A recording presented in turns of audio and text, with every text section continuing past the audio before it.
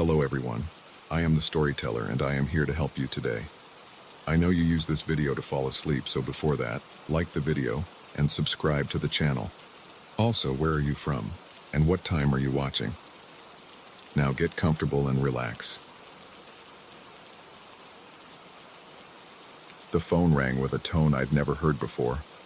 A hollow, metallic pulse that didn't belong to any ringtone in my settings. Standing in the glow of my 30th birthday party, surrounded by laughter and clinking glasses, I felt the vibration against my thigh like a warning. Something cold slithered down my spine as I excused myself and stepped into the backyard, away from the noise and celebration that had, until that moment, felt like a perfect milestone in my unremarkable life. I never should have answered. The day had started like any other birthday. My girlfriend Megan had spent weeks organizing the surprise party at our newly renovated house, but I'd known about it for days. Small-town firefighters gossip worse than anyone. Still, I played along, feigning shock when 30 familiar faces jumped out from behind furniture at precisely 8:00 p.m. My fellow volunteers from the fire station, cousins I hadn't seen in months, college friends who'd driven hours to be there, all packed into our living room, which Megan had transformed with streamers and photos from my 3 decades of existence. By 10:30, the party was hitting its stride. Someone had switched the playlist from Megan's carefully curated selections to 90s grunge, and Chief Rodriguez was telling everyone about the warehouse fire we'd fought last month, embellishing the danger with each retelling. I was halfway through my second beer, keeping it light since I was on call, when my phone began to vibrate. The screen didn't show a number, just an empty caller ID field. Nothing unusual for a volunteer firefighter. We often get calls from dispatch systems that don't register properly on civilian phones. I stepped past my cousin's husband, who was animatedly recounting some fishing story, and slid open the back door to hear better. The night air hit my face with unexpected coldness for late September. The sky hung low and starless above our modest backyard, the darkness broken only by the motion sensor light that clicked on as I stepped onto the patio. From inside, muffled laughter and music leaked through the windows, the bass thumping against the glass. I answered with my standard, "This is Mark," already anticipating instructions for a call-out. The connection crackled with static so intense I had to pull the phone away from my ear. When I cautiously returned it, the static had formed into something else, a rhythmic pattern that almost resembled breathing. Heavy, labored breathing that sounded somehow familiar.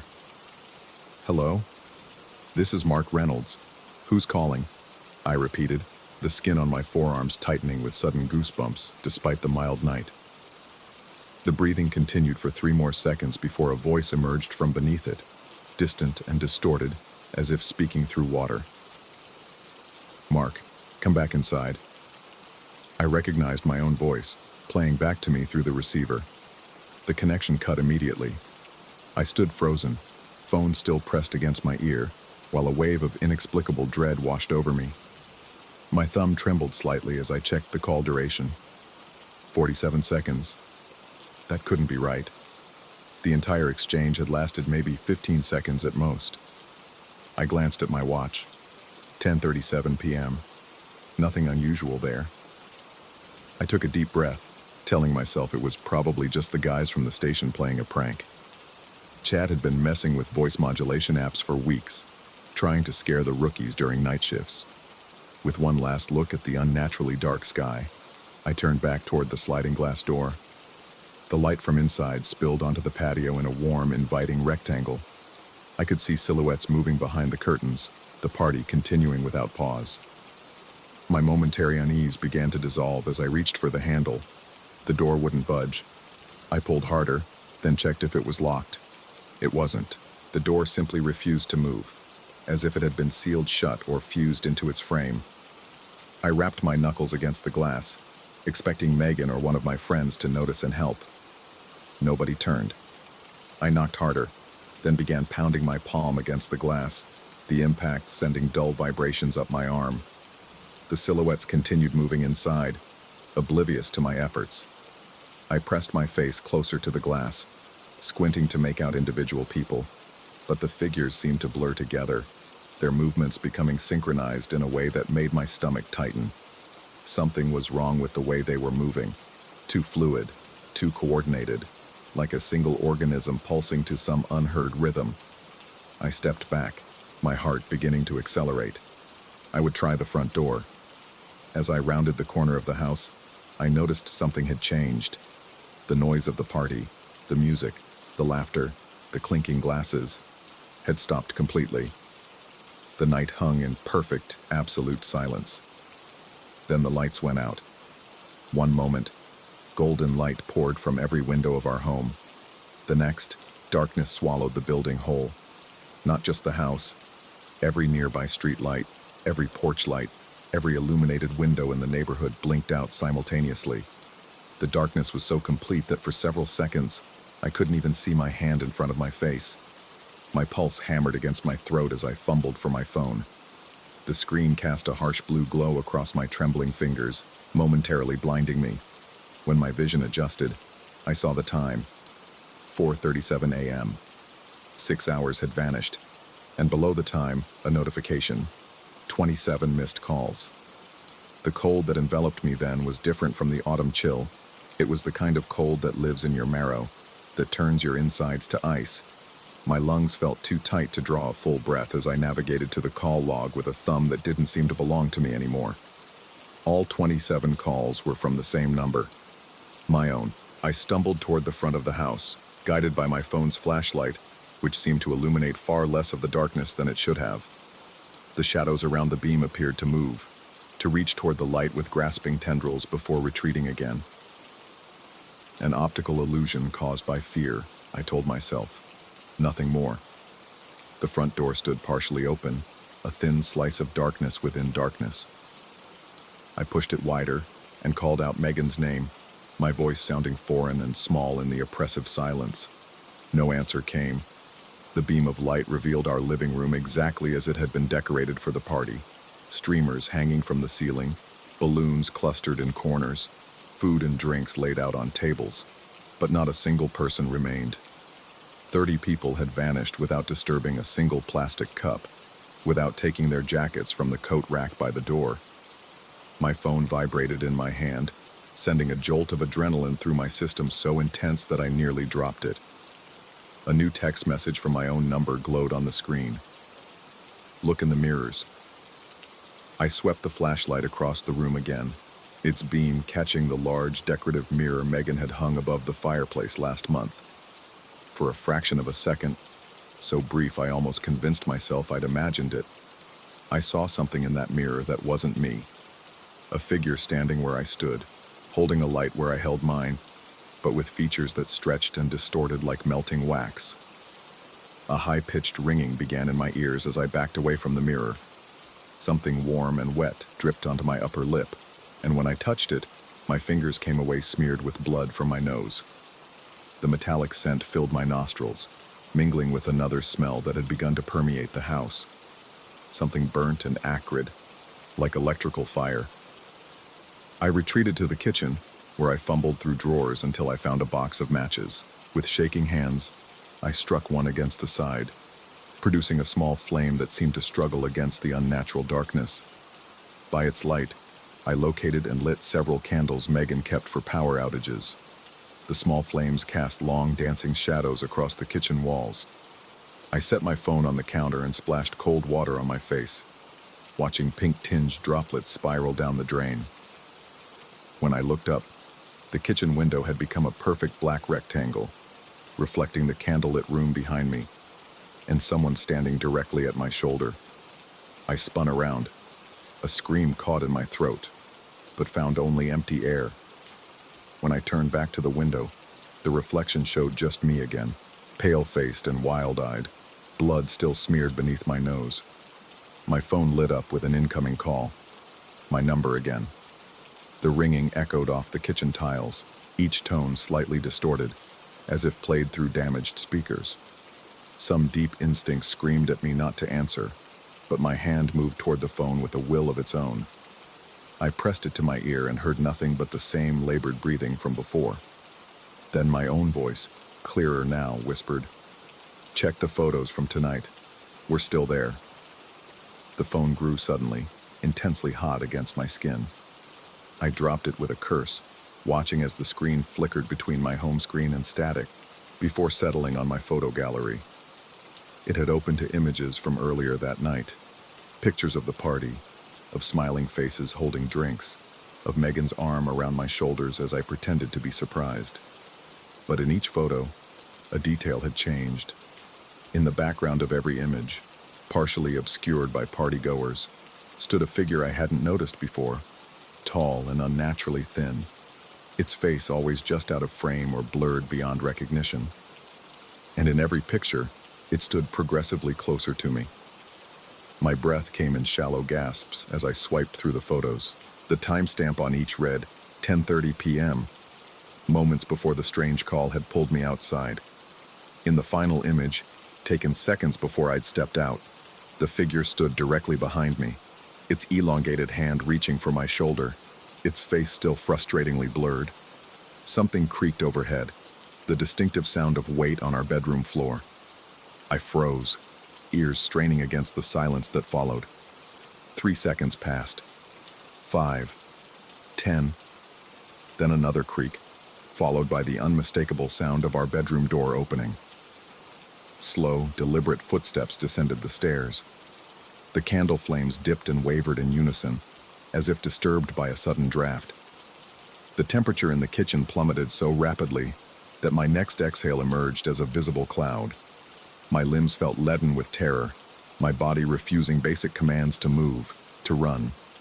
I fixed my gaze on the kitchen doorway that led to the front hall and staircase, watching as a shadow stretched along the wall, cast by something descending the final steps. The shadow didn't match any human shape I recognized. Its proportions were wrong, its movements too fluid and precise. My phone buzzed again on the counter, drawing my eyes away from the approaching shadow. The screen showed a single text, again from my own number. We invited something in when we renovated. It's been watching us for weeks. The kitchen lights flickered once, briefly illuminating the room before dying again. In that momentary flash, I glimpsed what stood in the doorway, a figure that resembled me in height and build, wearing clothes identical to mine, but with a face that rippled and shifted like smoke under glass, never settling into recognizable features. The sight broke my paralysis. I stumbled backward until I hit the counter, knocking over candles that extinguished as they fell. Only one remained lit, its weak flame revealing just enough of the kitchen to see the figure take one step forward, then another. My hand closed around something solid, the fire extinguisher we kept by the back door. The weight of it was reassuringly real in my grip as I raised it, not as a weapon but as a shield between myself and the approaching figure. It spoke with my voice, but layered and echoing, as if multiple versions of me were speaking slightly out of sync. "You shouldn't have answered the call, Mark.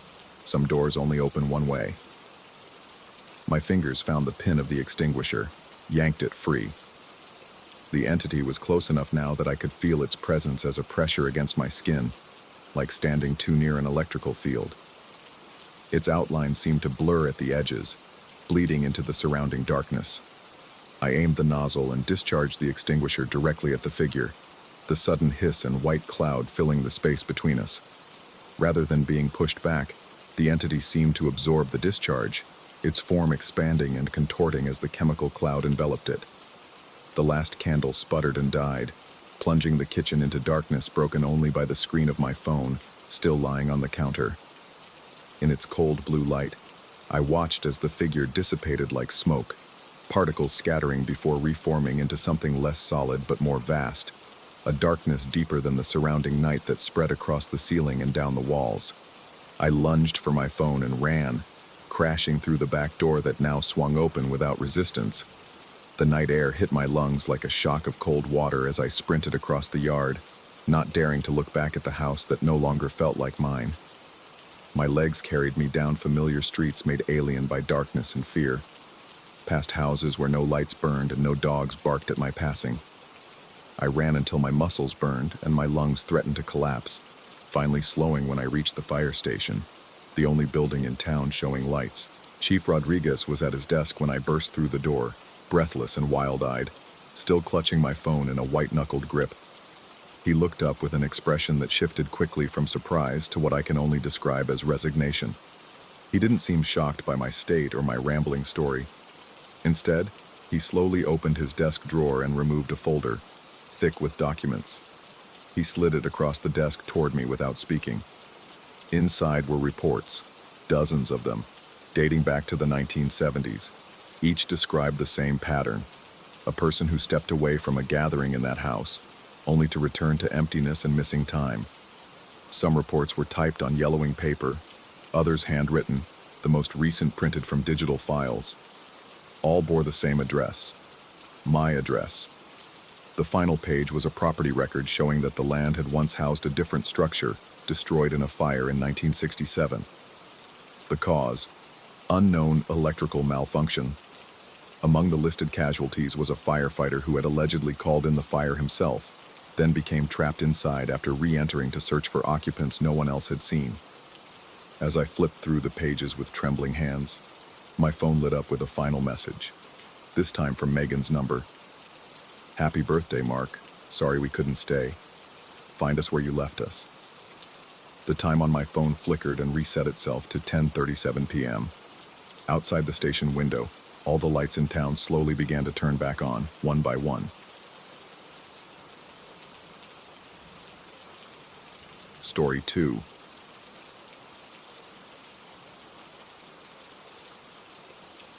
The first time I heard the dog barking at nothing, I dismissed it as animal behavior I couldn't understand. The second time, I questioned my perception. The third time, I realized something was terribly wrong with the empty spaces in my apartment. They weren't empty at all. Shadows stretched long across the parking lot as I pulled into my reserved space at Oakwood Apartments. My neck ached from hunching over spreadsheets all day, and my eyes burned from staring at financial projections until they blurred into meaningless patterns. The quarterly report deadline had kept me at the office until well past 9, and all I wanted was to collapse into bed. As I trudged up the exterior stairwell to the second floor, the weight of exhaustion pressed down on my shoulders. The corridor lights flickered erratically, casting strange dancing shadows across the worn carpet. Mrs. Keller's apartment door stood slightly ajar at the far end, unusual for the elderly widow, who typically sealed herself behind 3 separate locks by sundown. That's when I first heard it, a deep guttural growl that escalated into frantic barking. Kaiser, Mrs. Keller's massive German shepherd, stood rigid in her doorway, hackles raised, staring intently at the space directly in front of my apartment. Empty corridor, nothing else. I froze mid-step. The dog's attention remained fixed on the vacant spot, his barking growing more aggressive, more desperate. Mrs. Keller appeared behind him, her thin fingers grasping his collar. She apologized without making eye contact, muttering something about Kaiser acting strangely lately. When I asked what he might be barking at, she yanked the dog backward and quickly shut her door without answering. The encounter left me unsettled as I unlocked my apartment, glancing repeatedly over my shoulder at the empty space that had so agitated the animal.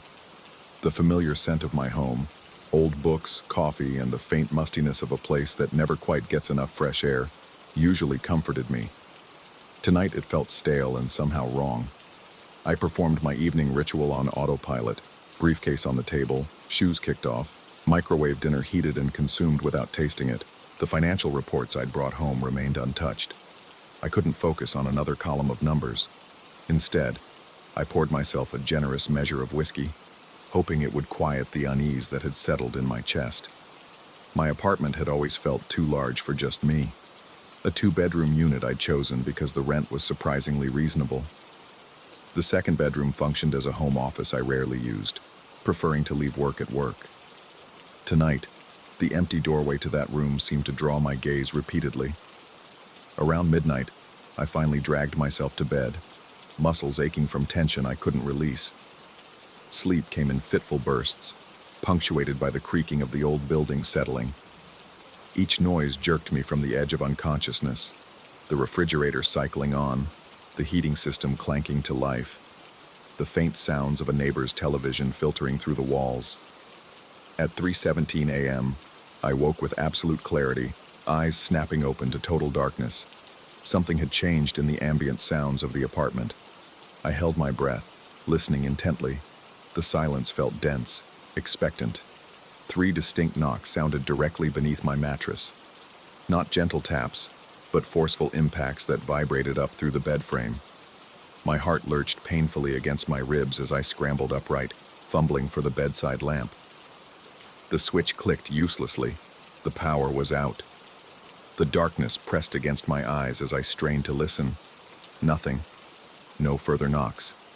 Just as I began to wonder if I'd dreamed it, a familiar sound cut through the silence. Kaiser's bark, but not muffled by walls and distance as it should have been if coming from Mrs. Keller's apartment. This was clear, present, and unmistakably inside my bedroom. My skin prickled with cold sweat. The barking came again, from the foot of my bed. Then silence. Paralysis gripped me as I tried to process the impossibility. Kaiser was locked in Mrs. Keller's yard. I'd seen her lead him there after our encounter in the hallway. I had watched through my window as she secured the gate. Yet the distinctive bark I'd heard earlier that evening now echoed in my bedroom. My phone lay on the nightstand. I reached for it with trembling fingers, desperate for light, for connection to the rational world. The screen illuminated, casting a pale blue glow that reached perhaps 2 feet before surrendering to the darkness. No service, no Wi-Fi. Just the time displaying 3:19 a.m. and a battery at 17%. I swept the phone's light around the room in jerky movements. Empty corners, closed closet door, the familiar outlines of dresser and desk. Nothing unusual, nothing out of place. Yet the sensation of another presence remained, palpable as the mattress beneath me. The phone's light died suddenly, not a gradual dimming of a depleted battery, but an instant plunge into darkness as if something had reached out and extinguished it. The knocking came again, 3 sharp impacts directly beneath my body, strong enough to jolt the mattress. I scrambled backward until my spine pressed against the headboard, heart hammering so violently I could feel its rhythm in my fingertips. A subtle shift in air pressure, the faintest impression of movement at the foot of my bed. Then, unmistakably, the sound of breathing. Not my own ragged gasps, but something deeper, rhythmic, controlled. The barking erupted again, startlingly close, followed by a low growl that tapered into silence. My mind raced through explanations. A nightmare, a hallucination from stress and exhaustion, a break-in by someone with a recording of a dog. Each theory collapsed under the weight of its own implausibility. This was happening. This was real. I needed to escape the room, the apartment, the crushing certainty that I was not alone. My legs refused to move, muscles locked in terror, sweat soaked through my t-shirt as I pressed harder against the headboard, as if I could somehow pass through it. The sound of claws clicking against hardwood came next, the distinct cadence of a large dog circling the bed. I tracked the sound as it moved methodically around me. Right side, foot of the bed, left side, then stopping at the head of the bed just inches from where I cowered. I could feel the warmth of breath against my face. A whimper escaped my throat, a primal sound of fear I didn't recognize as my own. The darkness seemed to thicken in response, pressing against my skin, filling my lungs with each panicked breath. The overhead light flashed on suddenly, flooding the room with harsh brightness that seared my dilated pupils. I blinked rapidly, disoriented, scanning for the source of the sounds, for Kaiser, for any explanation. The room was empty. My relief lasted precisely 3 seconds before I noticed something that stopped my breath entirely. A set of wet paw prints circling the bed, ending abruptly at the headboard where I sat. I fled the apartment without grabbing keys, wallet, or phone, taking the stairs 2 at a time in my desperate rush to escape. The night air hit my sweat-soaked skin as I burst into the parking lot, bringing me partially back to my senses. Where could I go at nearly 3:30 in the morning, dressed in boxers and a t-shirt? My car was locked, my keys upstairs in the apartment I couldn't bring myself to re-enter. I stood shivering in the empty lot, calculating how far I could get on foot before sunrise, whether any business might be open where I could seek shelter. Movement in my peripheral vision drew my attention to the ground floor. Mrs. Keller stood in her small fenced yard, Kaiser at her side, both watching me with unnervingly similar expressions. The dog wasn't barking now, just staring with an intensity that held me frozen. Mrs. Keller raised one thin arm and pointed deliberately at my second-floor apartment. I followed her gesture and saw the light in my bedroom window blink 3 times before going dark. My attention snapped back to Mrs. Keller, questions forming on my lips, but the yard was empty. No elderly woman, no German shepherd. The gate stood open, swinging gently in a breeze I couldn't feel. I spent what remained of the night in the 24-hour laundromat 2 blocks away, huddled in a molded plastic chair, ignoring the curious glances of the sole attendant. With daylight came a fragile veneer of rationality. I convinced myself I'd experienced some sort of stress-induced episode, perhaps even sleepwalked through parts of it. By 9, I'd worked up the courage to return to my apartment. Everything appeared normal in the harsh light of morning. No paw prints on the floor, no evidence of any disturbance. I changed for work mechanically, unable to call in sick with no phone, and unwilling to miss the critical report deadline. The workday passed in a fog of exhaustion and lingering dread. I avoided the questioning looks from colleagues who noticed my disheveled appearance and distracted manner. The financial models I'd been meticulously building for weeks seemed trivial now, disconnected from anything that mattered. When evening approached, the thought of returning to my apartment sent cold tendrils of fear through my chest. I stayed at the office until the cleaning crew arrived, then killed more time at a nearby diner, nursing coffees until they began stacking chairs on tables. Eventually, I had nowhere else to go. The apartment building loomed before me, lights glowing in various windows, the illusion of normalcy almost convincing. I entered cautiously, listening for Kaiser's bark, for any sound out of place. Mrs. Keller's door was firmly closed as I passed, no light visible through the peephole. I hesitated outside my own apartment, key in hand, unable to cross the threshold. What waited inside? Exhaustion finally overwhelmed fear. I entered quickly, flipping on every light switch, opening closet doors and checking behind furniture with manic thoroughness. Nothing unusual revealed itself. No wet paw prints. No signs of intrusion. I collapsed onto the couch, unwilling to enter the bedroom. Despite my intention to stay awake, sleep ambushed me sometime after midnight. The now familiar sound of 3 knocks jolted me awake. This time they came from inside the wall behind the couch. 3 distinct impacts, followed immediately by Kaiser's bark, again inside the apartment, though impossibly distant from the wall where the knocking originated.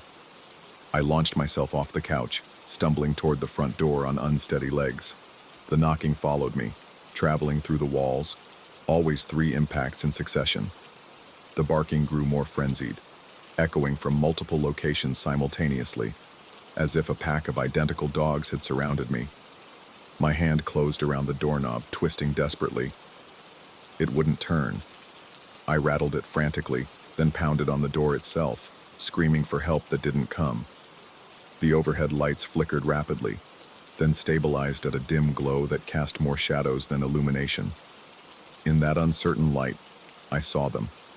Paw prints appearing on the floor one by one, materializing from nothing, moving steadily toward me. My back pressed against the unyielding door as the invisible creature approached. The prints stopped less than a foot away. A low growl emanated from empty air at approximately the height of a large German shepherd's head. 3 more knocks sounded, not from the walls or under furniture this time, but from the air directly in front of me. The sound was wrong, hollow, like knuckles rapping on a coffin lid. Then silence, complete and absolute. Minutes passed before I dared move, sliding along the wall toward the kitchen, eyes fixed on the space where the invisible presence had manifested. I fumbled for my phone, abandoned on the counter, and dialed Mrs. Keller's number, which I'd stored for building emergencies. She answered on the first ring, as if she'd been waiting for my call. I demanded to know what was happening, what connection she and Kaiser had to the impossible events in my apartment. Her response came in a wheezing whisper that raised the hair on my arms. Kaiser had died 3 years ago. The dog I'd seen in the corridor was something else entirely, something that had followed her for decades, something that found new prey only when someone acknowledged its existence. I'd seen it, I'd spoken of it, and now it had chosen me. The line went dead. My phone displayed a text message from a number that matched no contact in my phone, containing only 3 words. Look behind you. I didn't turn around. Instead, I watched as new paw prints formed on the kitchen floor, circling me slowly. The familiar sound of 3 knocks echoed from directly above my head. Then Kaiser's bark from my own throat. My hand flew to my mouth in horror, but the barking continued, forcing its way past my lips without my control. I felt something shifting beneath my skin, realigning, making space for whatever had entered me. The knocking sounds again, 3 times, from inside my chest. I understand now.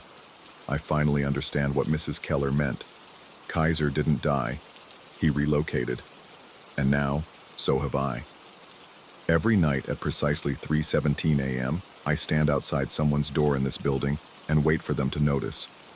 I cannot leave until someone else sees me, speaks to me, acknowledges the empty space that isn't empty at all.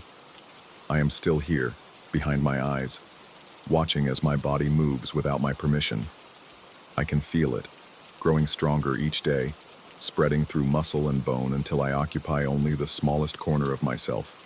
Soon, I won't be here at all, but something else will remain, wearing my skin, waiting patiently in empty corridors, knocking 3 times to announce its presence. And if you hear it, whatever you do, don't answer.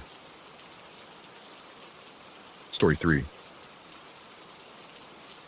The first time I saw him, I convinced myself it was just fatigue playing tricks on my eyes. Working late nights as an IT consultant tends to blur the line between reality and hallucination. But when the same brown F-1000 truck appeared at exactly 3:17 a.m. for the 5th consecutive night, I could no longer deny that something wasn't right. The way the headlights cut through the dense fog, how the engine rumbled to silence with mechanical precision, and that silhouette, always the same, sitting motionless behind the wheel before raising a hand in acknowledgement. It was a ritual that had begun to consume my thoughts, even during daylight hours when the rational mind should prevail. The tech startup that employed me had moved into this refurbished warehouse 6 months ago. A sprawling 3-story concrete structure on the outskirts of town, it had been vacant for nearly a decade before our company's expansion necessitated a larger space.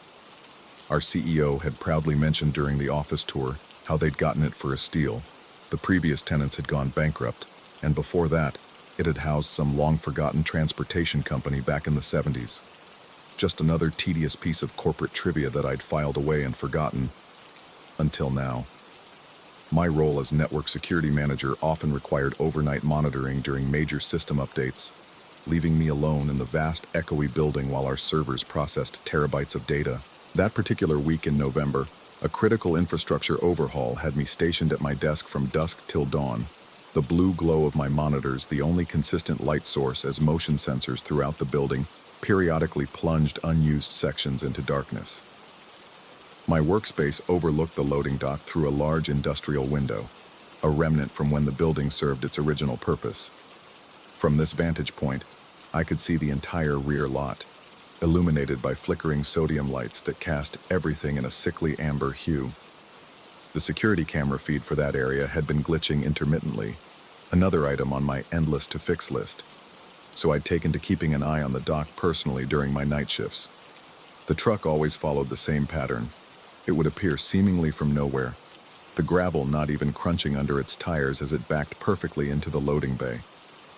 The engine would idle for precisely 2 minutes before shutting off. Then the driver, a figure I could only make out as a dark shape wearing what appeared to be a flat cap, would raise his hand in a motionless wave, holding it there for several seconds before dropping it out of sight. I never saw him exit the vehicle, but whenever curiosity finally compelled me to walk downstairs to investigate, the truck would be gone. No trace of its presence except for the lingering smell of diesel and something else. Something older, like mothballs and stale cigarettes. By the second week, my fascination had evolved into obsession. I began documenting the visitations, setting up my phone to record the loading dock, only to find each morning that the video showed nothing but an empty lot. I adjusted the building's exterior cameras to capture the truck's arrival, but the footage always contained inexplicable static during the exact time frame of the visitations. I even installed a motion-triggered trail camera from my weekend hunting gear, hiding it in the bushes near the dock, but its memory card was blank each morning, despite the fact that even nocturnal animals should have triggered it. Sleep deprivation began taking its toll. During the day, I'd catch glimpses of a brown vehicle in my peripheral vision, only to turn and find nothing there. The sound of a diesel engine idling would reach my ears in crowded coffee shops, causing me to spill my drink as I whipped around searching for the source. My colleagues started noticing, making comments about my bloodshot eyes and increasingly jumpy demeanor. I deflected with mumbled excuses about project stress and insomnia. It was Rodriguez, the janitor, who first planted the seed that would grow into full-blown terror. He'd found me one night staring out the window at the empty loading dock, my breath fogging the glass as I waited. His sudden presence had startled me so badly I'd knocked over my coffee mug, sending lukewarm liquid cascading across my desk and onto the carpet. As he helped me mop up the mess, he'd casually mentioned that the building had a history. Nothing dramatic, he'd said, just odd occurrences that the maintenance staff had noted over the years. Lights turning on in vacant sections, tools disappearing and reappearing in different locations. And sometimes, he'd added in a lower voice, the sound of a truck backing up to the loading dock when no deliveries were scheduled. I asked if he'd ever seen the brown F-1000. The way his hand froze mid-wipe told me everything I needed to know before he even spoke. He hadn't just seen it, he feared it. He explained how his cousin had worked in this building decades ago, when Harmon Freight still operated here. According to him, the company's founder, a man named Clayton Harmon, had been fanatically devoted to his business, personally making deliveries until the day he died. The old man had suffered a massive heart attack while behind the wheel of his prized possession, a brown Ford F-1000 pickup that he'd modified himself for hauling cargo. My mouth went dry as Rodriguez continued. After Harmon's death, the company had quickly deteriorated, plagued by accidents and financial troubles. Workers claimed to see Harmon's truck in the parking lot, or hear the distinctive knock in its engine that no mechanic had ever been able to fix. Eventually, the business folded, and the building passed through various owners, none of whom stayed long. When Rodriguez left that night, the temperature in my office seemed to drop 10 degrees. My fingers trembled as I opened a browser window and searched for information on Harmon Freight. There wasn't much, just a few archived newspaper articles about its closure in 1979, and a brief mention of its founder's unexpected death in 1976. But one link led to the digitized records of the local historical society, and there it was, a black and white photograph of Clayton Harmon standing proudly beside his truck at the building's grand opening in 1971. My heart stuttered painfully as I stared at the image. The man was tall and gaunt, with deep-set eyes beneath a flat wool cap. His thin lips were set in what might generously be called a smile, but looked more like a grimace. And behind him was the truck, the same model, the same color as far as I could tell from the monochrome photo, with Harmon Freight stenciled on its door in a font that had gone out of style half a century ago. But what sent ice water coursing through my veins was his face. I knew that face. It was the same one I'd been seeing through my window for the past 2 weeks, separated by decades and the barrier between life and death. That night, when the familiar rumble approached at 3:17 a.m., something in me snapped. I needed confirmation, needed to confront whatever this was, hallucination or haunt. My legs felt leaden as I descended the stairwell to the ground floor, my phone flashlight casting grotesque shadows that seemed to reach toward me with each step. The loading dock entrance was through a heavy fire door at the back of the warehouse space, seldom used now that our company had little need for physical deliveries in the digital age. As I pushed it open, the night air hit me like a physical blow, unseasonably cold and thick with fog. The security lights cast diffused halos in the mist, barely illuminating the concrete pad where deliveries would be received. And there it was, the brown F-1000, its paint oxidized and dull in places but unmistakably maintained, with a kind of reverent care that transcended normal vehicle ownership. The engine ticked as it cooled, though I hadn't heard it shut off. My breath came in short, visible puffs as I approached the driver's side. The window was rolled down halfway, but the cab was empty. A wave of dizziness washed over me as I peered inside, noting the immaculate interior that smelled powerfully of Old Spice and leather conditioner. On the dashboard was a small framed photograph that I couldn't quite make out in the dim light. The sound of footsteps on gravel jerked my attention away from the truck.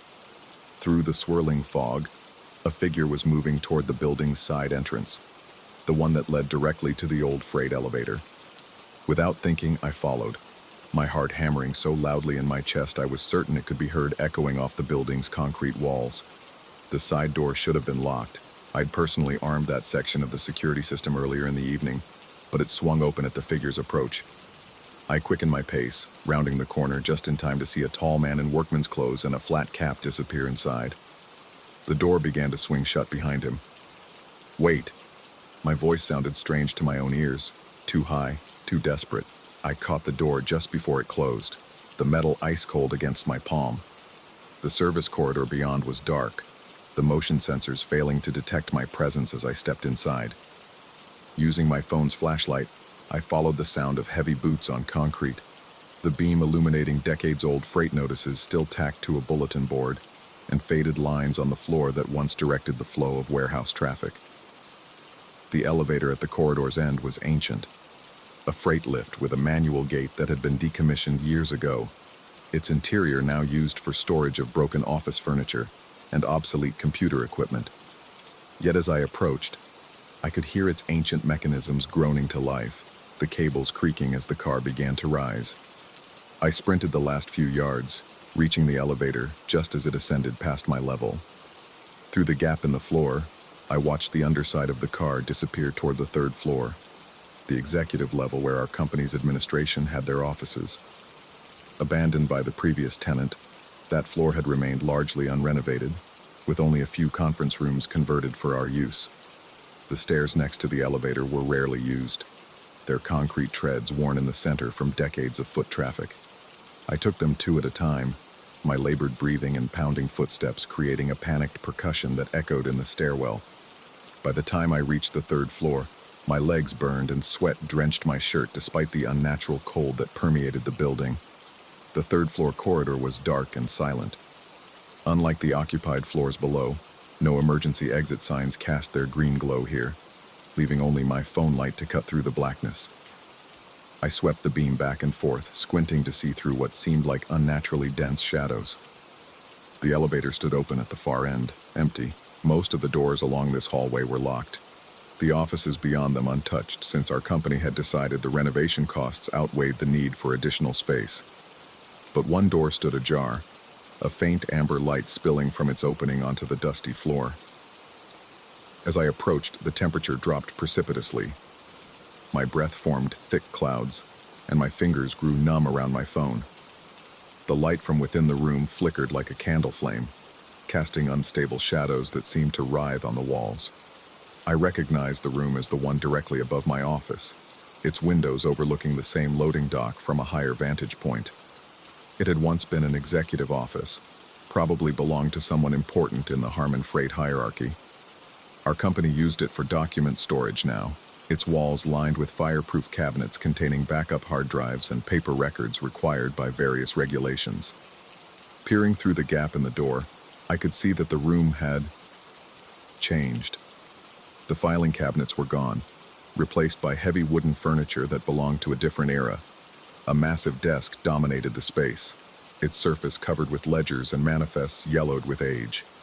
Behind it, instead of the expected windows overlooking the loading dock, was a large oil painting of the building as it must have looked in the 1970s, the name Harmon Freight emblazoned across its facade in proud lettering.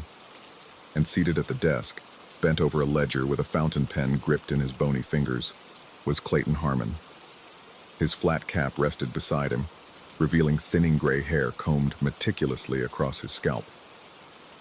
As I watched, frozen in horrified fascination, he made a notation in the book, his movements precise and economical. Then, slowly, he raised his head, his deep-set eyes, shadowed in their sockets, fixed directly on the door, on me. His thin lips curved upward in what I'd seen in the photograph, that expression too rigid to be a genuine smile. With deliberate care, he set down his pen and rose from his chair. My body refused to move as he approached the door, his footsteps silent against what should have been a creaking wooden floor. When he stood just on the other side of the threshold, close enough that I should have felt his breath but didn't, he reached into his pocket and withdrew a set of keys attached to a tarnished Ford keychain. "Not your building," he said, his voice like gravel being crushed underfoot. "Never was. Never will be." He extended the keys toward me, his eyes boring into mine with an intensity that made my skin crawl. I noticed then that his hand and forearm were transparent, the door frame visible through his flesh. Yet the keys he held gleamed solid and real in the strange light.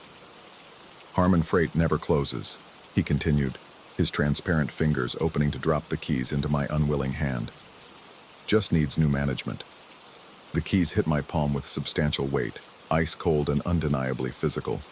The moment they touched my skin, the amber light in the room flared blindingly bright, forcing me to shield my eyes. When I looked again, I was standing in a dusty storage room filled with our company's filing cabinets, my phone light the only illumination. Harmon was gone, but the keys remained clutched in my trembling hand. I stumbled backward into the hallway, my heart threatening to burst from my chest. As I turned to flee, my phone light swept across the wall opposite the storage room, illuminating what I'd missed before, a framed portrait that must have been left by previous tenants. Clayton Harmon stared back at me, his expression not the grimace from the historical society photo, but something hungry and expectant. I ran. Down the stairs, through the darkened office floors, past my abandoned workstation, and out to my car. I drove home in a state of near hysteria, the keys from Harmon's ghost burning a hole in my pocket like a cursed artifact. Sleep was impossible. I paced my apartment until dawn, alternating between convincing myself I'd hallucinated the entire encounter and staring at the very real, very tangible truck keys on my coffee table. Around noon, my phone rang with a call from my supervisor. Apparently, the company's entire server network had crashed shortly after I'd left, wiping out weeks of work. They needed me to come in immediately. I almost refused, almost quit on the spot. But some compulsion drew me back to that building, keys in hand. As I pulled into the parking lot, my gaze was drawn to the far corner where an empty space had always remained, seemingly too awkwardly positioned for anyone to bother using it. It was the perfect size for a pickup truck. The brown F-1000 was nowhere to be seen in daylight, but I knew with bone-deep certainty that it would appear tonight at 3:17 a.m. And this time, its driver wouldn't merely wave and disappear. I understood with perfect clarity what Clayton Harmon wanted. His beloved freight company had never died in his mind. The building remained his territory, and now he'd chosen a successor to continue his legacy. Me. The keys grew warm in my pocket as I approached the building, almost vibrating with anticipation. I should throw them away, I thought. Quit this job, move to another city, never look back. But deep down, I knew it wouldn't matter. Harmon had marked me somehow. The brown F-1000 would find me wherever I went. Tonight, when the clock strikes 3:17, I'll be waiting at the loading dock. I'll see the headlights cut through the fog, hear the distinctive knock in an engine that should have died decades ago, and I'll have a choice to make. Though it doesn't feel like much of a choice at all. After all, Harmon Freight never closes. It just changes management. And the brown F-1000 always needs a driver. Story 4. Edam. The moment I first saw her, something ancient and primal crawled up my spine. A warning system evolved from ancestors who learned which shadows in the forest meant death. She stood motionless beneath the old oak, a Victorian apparition complete with high-necked dress and lace parasol, utterly still amid the joggers and dog walkers of Oak Ridge Park. I blinked, and she remained, her gaze fixed on me with such intensity that the world around us seemed to dim. That was 12 days ago. Now I understand that some things, once seen, can never be unseen, and some gazes once met never truly break. I've managed properties for 15 years. I pride myself on rationality, on solving practical problems with practical solutions. When pipes burst, when neighbors feud, when structural issues threaten, I fix things. It's what I do. But nothing in my experience prepared me for what began that Sunday. The morning had the particular golden quality that early autumn brings: crisp air, warm sun, leaves just beginning their transformation. My weekend routine never varied. Up at 6, protein shake, then a 5-mile run through Oak Ridge Park before the crowds arrived. The rhythm of my footfalls on the packed dirt path usually cleared my mind, a moving meditation that prepared me for the week ahead. I first noticed her at the northeast bend, where the path curves around a massive oak tree that predates the surrounding neighborhood by centuries. The contrast caught my eye: her formal Victorian dress, buttoned to the throat despite the warmth, the intricate lace parasol tilted just so, her perfectly upright posture. She stood completely still, as though posing for a photograph using equipment that required long exposure times. My pace faltered. The park rarely had visitors this early, and certainly none dressed for a historical reenactment. As I drew closer, our eyes met, and my stomach dropped. Her gaze held something that made my skin prickle with gooseflesh. Not malice exactly, but an intensity that felt invasive, as though she was looking through rather than at me. I forced myself to continue running, rounding the bend and passing within 15 feet of her. She didn't move, didn't blink, didn't shift her gaze, which meant her head turned slightly to track my movement. The hairs on my arms stood on end. Attributing my unease to an overactive imagination, I continued my run, pushing myself harder, focusing on the burn in my calves and the controlled rhythm of my breathing. When I reached the western meadow, a quarter-mile further, my steps faltered again. She stood beneath a different oak tree, in exactly the same pose, parasol tilted at the identical angle, staring directly at me. My heart thundered against my ribs. It was impossible. No one could have outpaced me without running, and certainly not in that restrictive dress. Yet there she stood, her features now more visible in the strengthening sunlight. Porcelain pale skin, dark eyes set deep in shadowed sockets, lips pressed into a thin, bloodless line. I changed direction immediately, veering onto a side path that wound through a denser section of the park. My breathing grew erratic as sweat beaded cold across my forehead despite the exertion. The irrational thought that I needed to break her line of sight drove me forward. The side path emerged at the duck pond, where morning mist still clung to the surface. My pace slowed as I scanned the area, relief washing over me when I confirmed she wasn't there. I bent forward, hands on knees, trying to regulate my breathing and rationalize the experience. Perhaps twins playing an elaborate prank, a promotion for some local historical society event. When I straightened, she stood on the opposite bank of the pond. My mouth went dust dry, a metallic taste flooding my tongue. The distance was too great to make out her features clearly, but her silhouette was unmistakable. The high collar, the parasol, the perfect stillness. And somehow, despite the distance, I felt the pressure of her gaze with physical intensity. I turned and ran. Not my measured athletic pace, but a desperate sprint fueled by instinctive terror. My temples pounded with each heartbeat as I fled toward the park entrance, no longer caring about my routine or appearances. Something was profoundly wrong with the woman, something that transcended ordinary explanation. The rational part of my mind protested, offering explanations that grew increasingly implausible as I ran. When I burst through the park gates onto Meridian Avenue, I finally stopped, hands braced against my thighs, lungs burning. The familiar surroundings of the neighborhood, cars parked along the curb, a newspaper delivery person making rounds, the smell of someone's breakfast cooking, gradually grounded me. My watch showed I'd cut my run short by nearly 2 miles. I walked home slowly, my legs trembling with adrenaline aftershocks, my thoughts churning. By evening, I had nearly convinced myself I'd experienced some kind of stress-induced hallucination. The quarterly property inspections were approaching, 2 tenants were engaged in an escalating parking dispute, and I hadn't taken a vacation in 18 months. My mind had simply conjured a bizarre diversion from accumulated stress. I slept poorly that night, dreaming of still figures watching me from the corners of rooms. Monday brought mundane problems that demanded attention.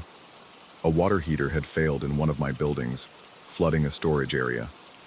By the time the plumber arrived and the mess was contained, the incident in the park had receded to a strange anecdote, a story I might tell someday about stress and its effects on perception. Tuesday morning, I took a different route for my run, avoiding Oak Ridge Park entirely. The streets of the surrounding neighborhood lacked the park's natural beauty, but the concrete sidewalks and familiar houses offered comfort in their ordinariness. I settled into my rhythm, my breathing synchronized with my footfalls. 3 blocks from my usual route, I rounded a corner and stumbled to a halt, nearly losing my balance. She stood beside a bus stop, parasol positioned precisely as before, her gaze already fixed on me as though she'd been waiting. My heart slammed against my ribs so violently I feared it might bruise. The few seconds we stared at each other stretched elastically, distorting time itself. A city bus rumbled between us, momentarily blocking my view. When it passed, she was gone. My legs nearly buckled. Sweat poured down my back, cold despite the mild morning. I rubbed my eyes hard enough to see phosphenes, then looked again at the empty bus stop. Turning in a complete circle, I scanned every direction. No sign of her, no possible hiding place within rushing distance. I abandoned my run and walked home, jumping at every shadow, constantly looking over my shoulder. That afternoon, I contacted my doctor, describing symptoms of possible hallucinations without mentioning the specifics. He suggested stress, prescribed rest, and recommended reducing caffeine. I nodded and accepted the generic advice, knowing it was inadequate but unable to articulate why. For the next 4 days, I avoided running altogether. I drove to work, drove home, and kept my blinds drawn. Sleep became elusive, my dreams populated by a motionless figure always just at the edge of my vision. When I did manage to sleep, I woke feeling watched. Twice I stumbled through my apartment at 3 a.m., turning on every light, checking every closet and corner, convinced I'd caught a glimpse of her silhouette. By Sunday, cabin fever and the need for normalcy drove me back to Oak Ridge Park. I told myself that confronting the location might dispel the lingering unease. If she appeared again, which rationality insisted she wouldn't, I would approach her directly, speak to her, confirm her physical reality. The park was busier than during my usual early morning runs, populated with families and other weekend visitors.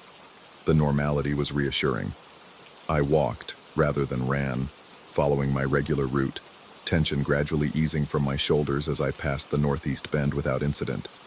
Then I saw her. Standing beneath the oak tree in the western meadow, she appeared exactly as before. Victorian dress, lace parasol, unnatural stillness. Around her, park-goers strolled and children played, seemingly oblivious to her presence. My steps faltered as ice water seemed to replace the blood in my veins. This time I forced myself to approach her. Each step required conscious effort, my body resisting as though wading through invisible currents. My throat constricted, making breathing difficult. As I drew closer, details emerged that I hadn't noticed before. The fabric of her dress had a subtle pattern. Her dark hair was arranged in an elaborate style beneath a small hat pinned to it. And her eyes were entirely black, without discernible pupil or iris. No one else seemed to notice her. A frisbee sailed through the air only feet from her position, yet the players never glanced her way. A woman with a stroller walked directly toward her, and I nearly called out a warning. But at the last moment, the woman adjusted her path slightly, as though subconsciously avoiding an obstacle she couldn't consciously perceive. I stopped 10 feet from her, close enough to see the fine details of the lace on her parasol, the perfect stillness of her chest that should have risen and fallen with breath. My own breathing came in shallow gasps, my heart hammering so loudly I was certain she must hear it. "Who are you?" I managed to ask, my voice emerging as little more than a rasp. She didn't respond, didn't blink, didn't move. Only her eyes tracked me as I gathered my courage to step closer. That's when I noticed what should have been immediately obvious on such a bright day. She cast no shadow. The realization hit me with physical force, where sunlight streamed through tree branches, creating a dappled pattern on the ground. Her form interrupted nothing. Light passed through her as though she weren't there, yet she remained visibly, undeniably present.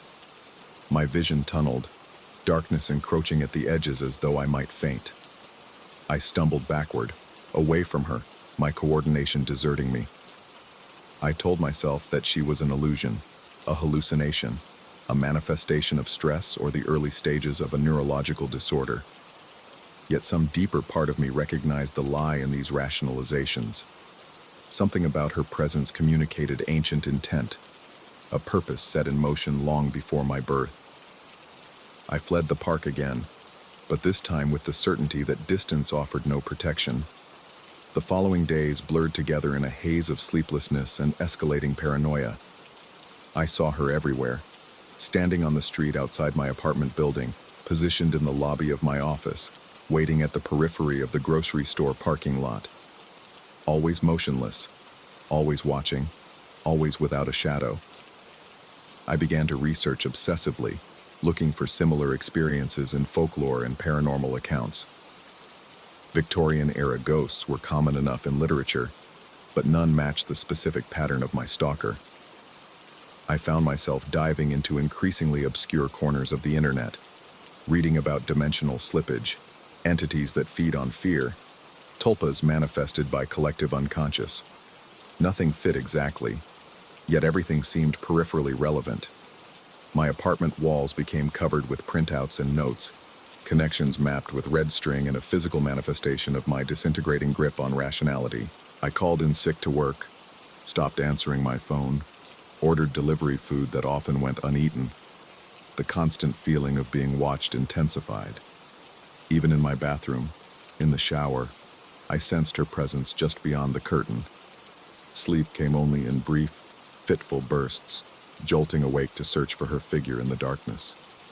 When exhaustion finally claimed me for longer periods, I dreamed of standing in an endless field beneath a massive, ancient oak tree, a woman with a parasol walking toward me with aching slowness, never arriving yet somehow growing larger on the horizon. After 2 weeks of this psychological torture, something within me snapped. Not toward madness, as I had feared, but toward a cold, clear determination. If she wanted something from me, I would confront her directly, force some resolution. I returned to Oak Ridge Park at dawn, when the gates first opened. The morning air hung heavy with fog, diffusing the early sunlight into a ghostly glow. I walked directly to the oak tree where I'd first seen her, certain she would be waiting. She wasn't there. For the first time in weeks, her absence felt more terrifying than her presence would have been. I stood beneath the ancient tree, my breathing shallow, waiting for her to appear at the corner of my vision. The fog swirled around the tree trunks, creating and dissolving phantom shapes. Minutes passed. My determination began to waver, doubt creeping in. Had I imagined everything? Was I standing alone in a park, guided there by delusions? As I turned to leave, movement caught my eye, a figure emerging from the fog. My heart leapt to my throat, then settled as I recognized an elderly groundskeeper approaching with a trash bag and collection stick. When he noticed me, he nodded in greeting. I hesitated, then asked if he'd ever heard stories about a Victorian woman in the park. The question sounded absurd in the morning air, but to my surprise, the old man's weathered face registered recognition. Through halting sentences and with frequent glances toward the oak tree, he told me a story about the land before it became a park. It had belonged to a wealthy family in the late 1800s, their mansion situated where the western meadow now lay. The daughter of the house had been engaged to a businessman who disappeared 3 weeks before their wedding. The daughter, refusing to believe he had abandoned her, took to standing beneath the oak tree every day with her parasol, watching the road for his return. According to local legend, she continued this vigil for 7 years, before finally wasting away from illness exacerbated by exposure to the elements. The groundskeeper's account explained her appearance, but not her impossible movements, her lack of shadow, or her fixation on me specifically. When I pressed him about these details, he shrugged and said the park accumulated strange stories, most of them embellishments or inventions. As he shuffled away, continuing his rounds, I remained beneath the oak tree, processing this new information. The fog had begun to lift. sunlight breaking through in golden shafts. I closed my eyes, feeling the warmth on my face, trying to make sense of everything. When I opened them, she stood before me, closer than she had ever been, close enough that I could have reached out and touched her. I gasped, stumbling backward against the tree trunk. Her eyes, those depthless black pools, held mine with terrible intensity. For the first time, her posture changed. She lowered her parasol slightly and lifted her other hand, extending it toward me. Her lips moved, forming words I couldn't hear. The air between us seemed to vibrate with potential energy, like the moment before lightning strikes. I stood paralyzed, trapped between the ancient oak and this impossible figure. My mind cycled wildly through options: run, scream, close my eyes, reach for her hand. My body trembled uncontrollably, sweat soaking through my shirt despite the morning chill. Her outstretched hand hung in the air between us. An invitation or a threat, impossible to determine which. The sunlight strengthened, highlighting the peculiar quality of her form. Substantial yet somehow permeable, present yet not fully of this world. Where her shadow should have fallen across the grass, sunlight continued uninterrupted. In that suspended moment, understanding bloomed within me like a dark flower.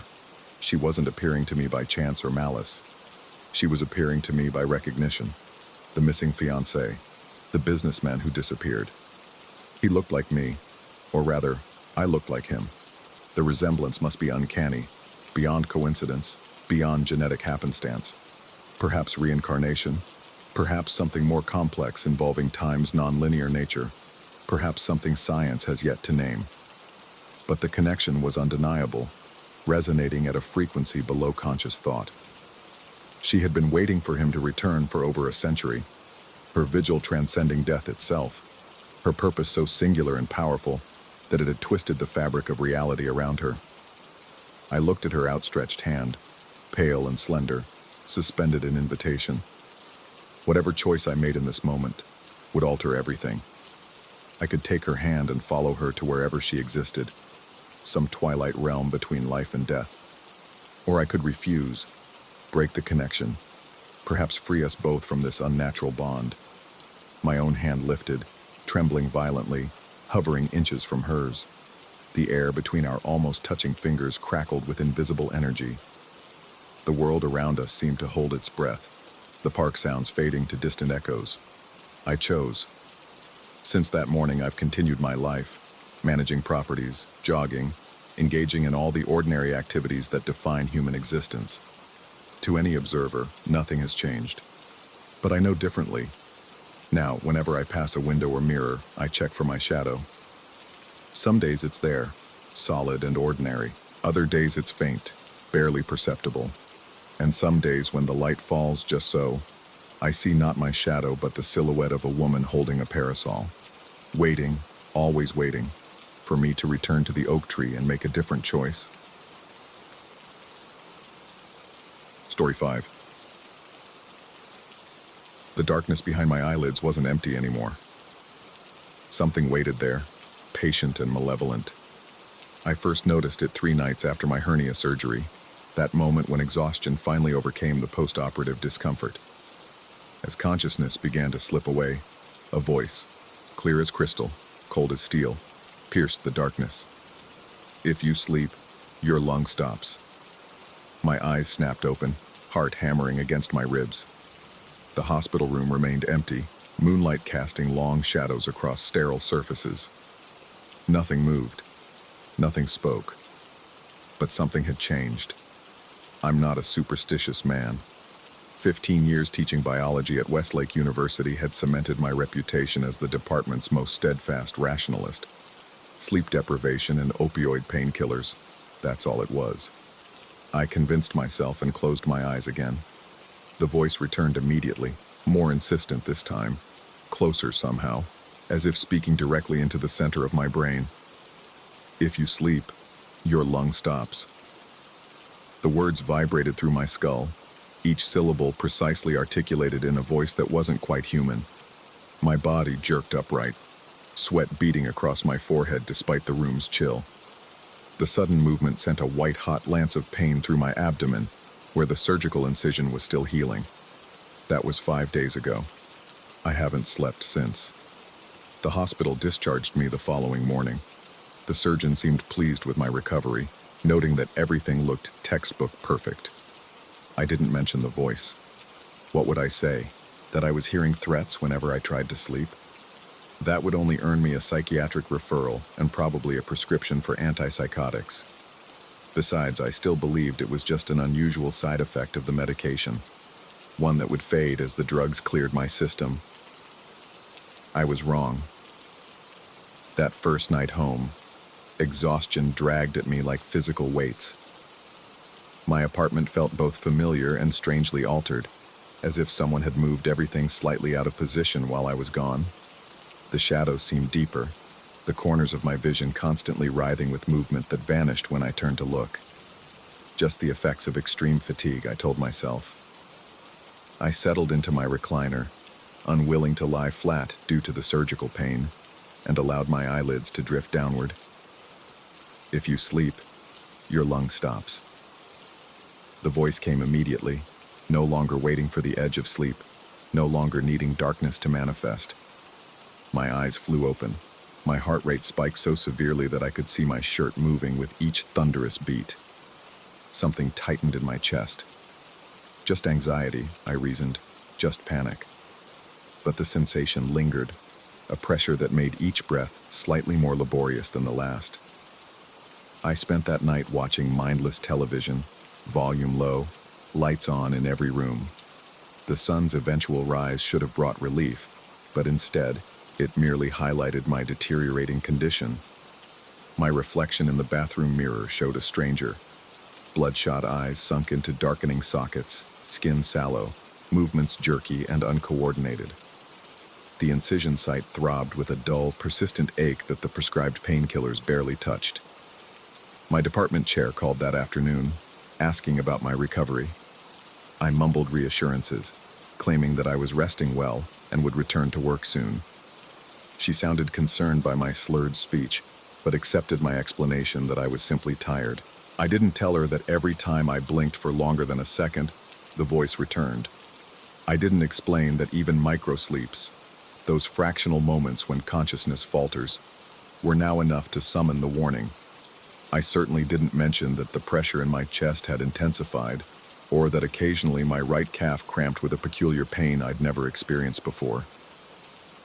By the third night, reality began to fray at its edges. The walls of my apartment seemed to breathe, expanding and contracting with slow, deliberate movements. Objects in my peripheral vision transformed into crouching figures that dissipated when confronted directly. The voice had become a constant companion, whispering its warning even when my eyes were open, growing louder when they closed. My mouth remained perpetually dry no matter how much water I consumed. My hands trembled continuously, making even simple tasks like opening medication bottles nearly impossible. I tried calling my surgeon, but his nurse intercepted the call. When I attempted to explain my symptoms, the chest pressure, the leg pain, the voice, I could hear the skepticism in her tone as she suggested I might need to speak with someone about post-surgical anxiety. She scheduled a follow-up appointment for the following week and advised me to get some rest. The irony might have been amusing if I hadn't been terrified. The fourth night marked a turning point. After 72 hours without sleep, I could no longer distinguish between waking hallucinations and reality. The furniture in my living room rearranged itself when I wasn't looking. The temperature fluctuated wildly. One moment I was shivering violently, the next drenched in sweat. The voice had become a chorus, multiple iterations of the same masculine tone repeating their warning with slight variations in timing, creating an echoing, overlapping effect that filled my skull. Worst of all, breathing had become genuinely difficult. Each inhalation required conscious effort, and no amount of air seemed sufficient. The pain in my chest had transformed into a constant, heavy presence, as if someone had placed a concrete block directly over my sternum. My right leg now ached continuously from hip to ankle. Rationality told me these were symptoms of something physiological, something serious, but the sleep deprivation had eroded my capacity for logical thought. By morning, I could barely stand. My attempts to make coffee resulted in broken glass and scalded fingers. The simple act of walking from my kitchen to the bathroom left me gasping for breath. When I tried calling 911, my trembling fingers repeatedly misdialed. But on my third attempt, I managed to connect. The dispatcher's voice sounded distant and distorted, as if coming through water. I remember trying to explain about the voice, about not sleeping, about my lungs stopping, but the words tangled together incoherently. Somehow she understood enough to send help. The paramedics found me on the bathroom floor. According to their report, which I read much later, I was conscious but disoriented, with elevated heart rate, lowered blood oxygen levels, and visible cyanosis of the lips and fingertips. They administered oxygen and transported me to the emergency room, where a battery of tests revealed what the voice had been trying to tell me all along. A massive pulmonary embolism was forming, already partially obstructing blood flow to my lungs. The doctors expressed amazement that I was still alive, much less conscious. One of them mentioned that patients with embolisms of that size typically die in their sleep when breathing naturally slows, allowing the clot to complete its fatal migration. Sleep. That's exactly what the voice had been warning against. The next 48 hours passed in a blur of procedures, medications, and intermittent consciousness. They placed me on blood thinners and performed an emergency procedure to remove the largest clot. The doctors explained that post-surgical blood clots sometimes occurred after hernia operations, especially in patients who remained immobile during recovery. The pain in my leg had been its origin point, a deep vein thrombosis that had broken free and traveled to my lung. What no one could explain, what no one even tried to explain, was the voice. As the medical danger receded and proper medication allowed me to finally, blissfully sleep, I assumed the voice would vanish, a hallucination born of hypoxia and fear, nothing more. I was wrong. It changed its message. Now, 3 weeks later, I've returned to teaching. My colleagues comment on how well I look, how quickly I've recovered. They don't notice how I flinch at sudden movements, or how I constantly check my breathing, or how I rarely blink. They can't see how I've rearranged my bedroom to eliminate all shadows, or how I sleep with every light blazing, or how I've developed elaborate rituals to ensure I never fall into too deep a slumber. Because the voice remains spectral and persistent. It no longer warns me not to sleep. Instead, it whispers something far more terrifying in those moments between wakefulness and rest. Next time, I won't warn you. And sometimes, in the darkest hours of night, when exhaustion threatens to pull me under completely, I swear I can feel a slight pressure on my chest, like a hand resting gently over my right lung, waiting. Story 6. The memory sits in my mind like a splinter, sharp, persistent, impossible to ignore. A beautiful Qing Dynasty cabinet with jade handles and intricate black lacquer work that I ordered 5 years ago. It never arrived. The store claimed no record of my purchase, despite the receipt I held in my hands. I remember everything about it. The weight of the jade handles when I tested them, the distinct smell of aged wood and polish, the way the afternoon light caught the gold inlay. And now, standing in this dusty antique shop 8,000 miles from home, I'm staring at it. The exact same cabinet. The shop owner insists it has never left this building since its importation decades ago. One of us is wrong. One of us is lying. Or something far worse is happening. I never intended to visit Kyoto during the rainy season. The architecture conference had been postponed twice, and when it finally happened, it was during the wettest June in 50 years. Rain hammered against ancient tile roofs and turned narrow streets into shallow rivers. I had come seeking inspiration, not ghosts from my past. The antique shop wasn't even on my itinerary. A wrong turn down an alley while seeking shelter from the downpour led me to its weathered wooden entrance. Something about the faded sign pulled at me, an inexplicable gravity that I'd later question repeatedly. Water dripped from my coat as I stepped inside, the small brass bell above the door announcing my presence with a sound that seemed to hang in the air longer than it should have. The shop was dimly lit, crowded with artifacts from different eras. Porcelain vases stood alongside weathered furniture, brass trinkets, and jade carvings. The air smelled of sandalwood incense and the peculiar mustiness that only centuries-old objects possess. But I didn't notice any of that at first. My eyes were immediately drawn to the cabinet standing against the far wall, as if it had been waiting for me. My heart rate accelerated instantly, a cold sweat breaking across my forehead. The distinctive inlay work, the precise shade of black lacquer with its subtle red undertones, the positioning of the jade handles. It was identical to the piece I had ordered 5 years ago from a specialty importer in San Francisco. The cabinet that had never arrived, despite my numerous calls and eventual visit to the store, only to find it had mysteriously closed down. I approached it slowly, my fingertips tingling with a strange numbness. The floor creaked beneath my feet, each step echoing in my ears like distant thunder. As I drew closer, I could see the familiar pattern of a mountain landscape with twisted pines and a small temple, rendered in gold against the black surface. My mouth went dry. This wasn't merely similar, it was the exact same piece. The shop owner appeared beside me so suddenly that I flinched. An elderly Japanese man with wire-framed glasses and deeply lined skin.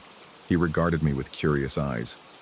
In accented but perfect English, he asked if I was interested in the cabinet. I struggled to keep my voice steady as I inquired about its history.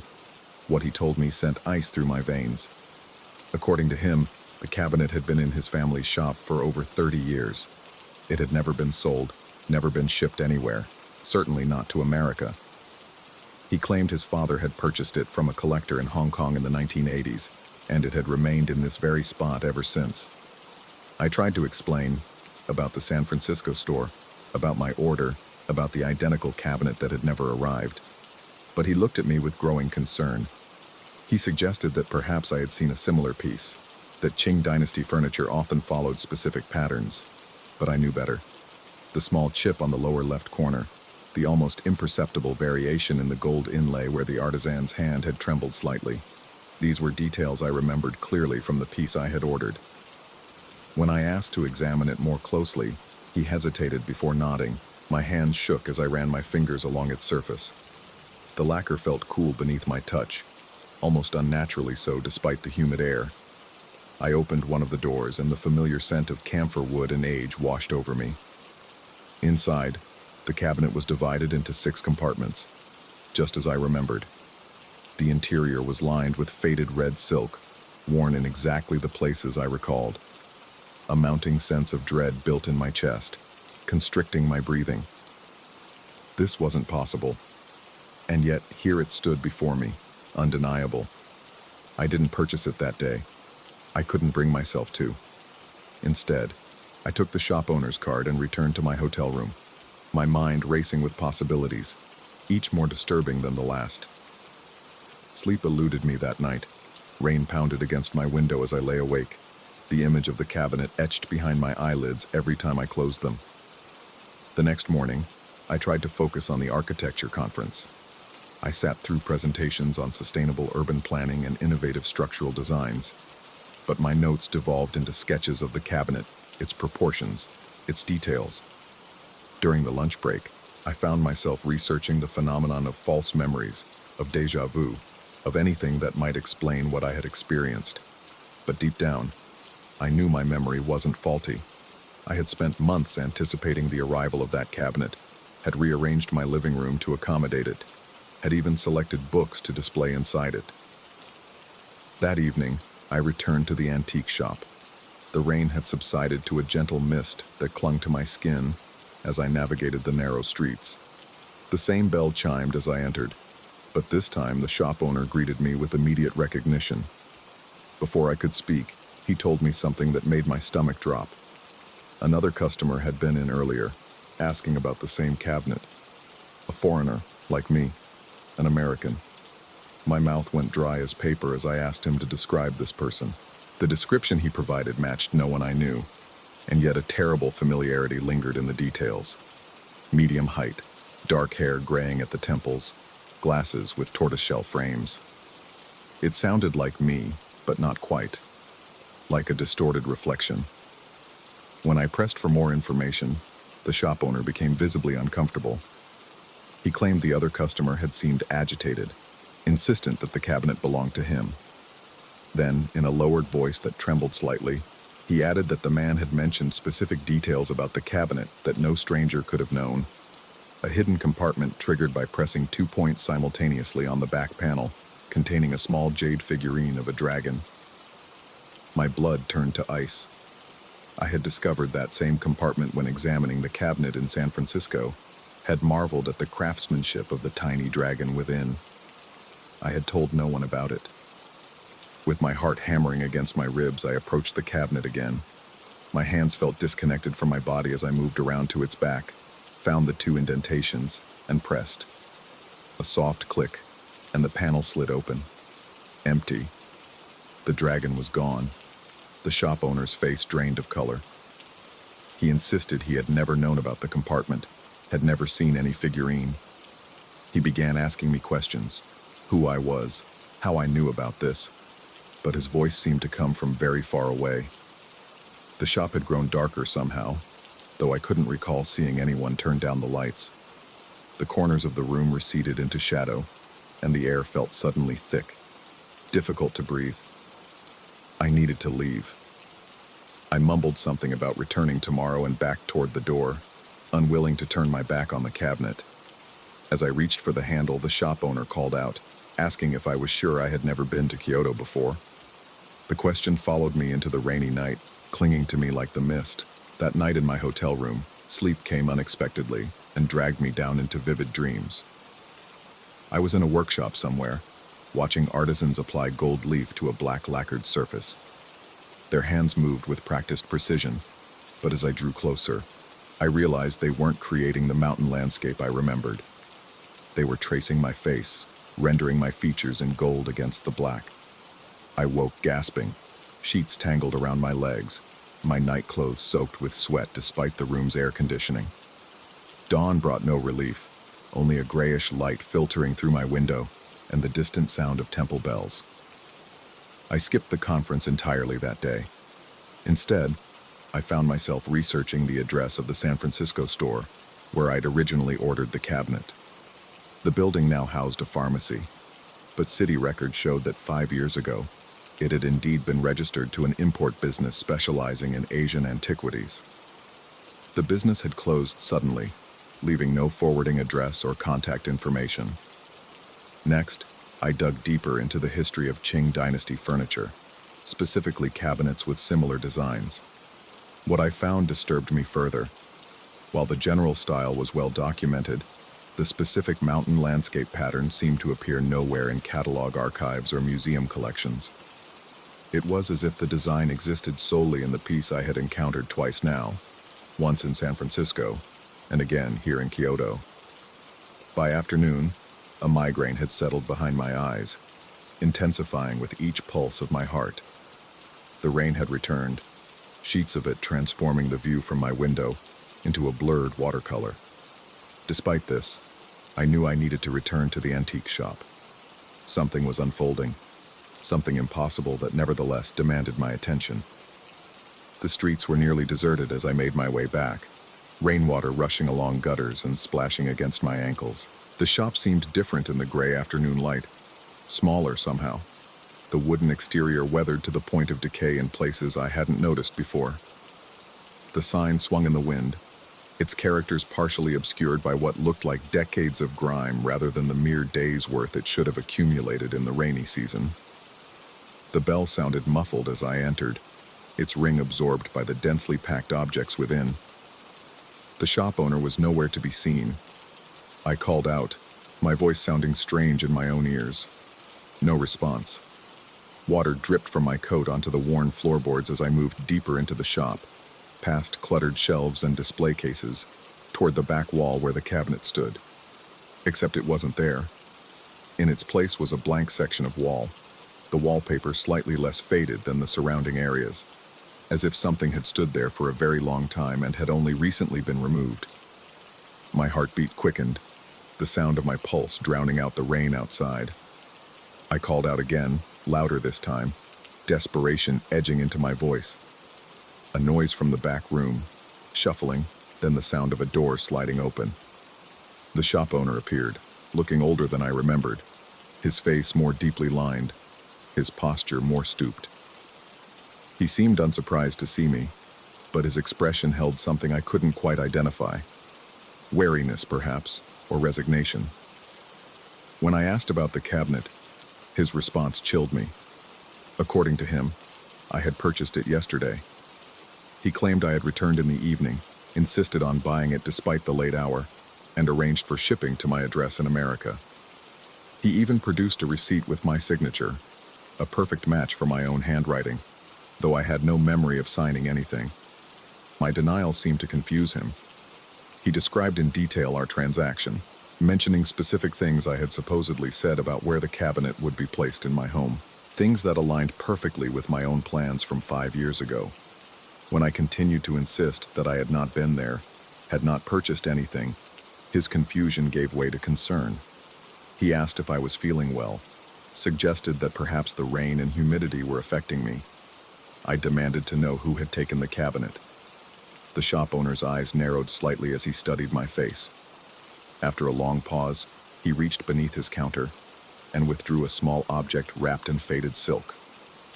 With trembling hands, he unwrapped it to reveal the jade dragon figurine from the hidden compartment. According to him, I had left this behind accidentally.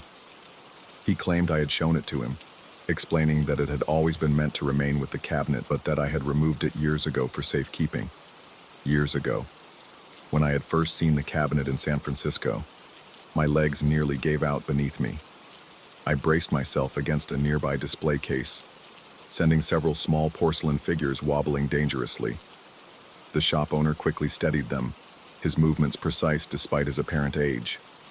When he looked up at me again, something had changed in his expression. The concern was gone, replaced by something more calculating. In a quiet voice, he asked how long I'd been experiencing these episodes of memory loss. The question struck me like a physical blow. He continued, suggesting that perhaps I should consult a doctor, that stress and overwork could cause such lapses. His tone was sympathetic, but his eyes remained cold, observing my reaction with clinical detachment. I left the shop with the jade dragon clutched in my palm, its edges digging into my skin. The rain had intensified, driving needles of water against my face as I stumbled through streets that suddenly seemed unfamiliar. Had I taken a wrong turn? The buildings around me looked older, more traditional than the area I remembered navigating before. No neon signs, no modern storefronts, just ancient wood and stone, lanterns swaying in the wind, casting distorted shadows. Somehow I found my way back to my hotel. The desk clerk gave me a strange look as I passed through the lobby, water pooling around my feet. In the elevator, I caught my reflection in the polished brass panel, pale, haggard, my hair plastered to my skull. For a moment I thought I saw something else in that warped reflection, another face superimposed over mine, with features that were both familiar and foreign. In my room, I placed the jade dragon on the desk and stared at it. The craftsmanship was exquisite, each scale rendered with painstaking detail, the creature's eyes seeming to follow me as I paced the small space. According to my memory, this figurine had been inside the cabinet in San Francisco. According to the shop owner, I had kept it separate from the cabinet for years. Both versions could not be true. I spent the remainder of my trip in a state of heightened awareness, jumping at shadows, scrutinizing every face I passed on the street. I returned to the antique shop twice more, but found it closed each time, the interior dark, no sign of activity. On my last day, I discovered something that sent a final chill through me. City records showed no antique shop registered at that address. Not now, not ever. The flight home to San Francisco passed in a blur of fitful sleep and anxious wakefulness. The jade dragon remained in my carry-on bag, its weight seeming to increase with each passing hour.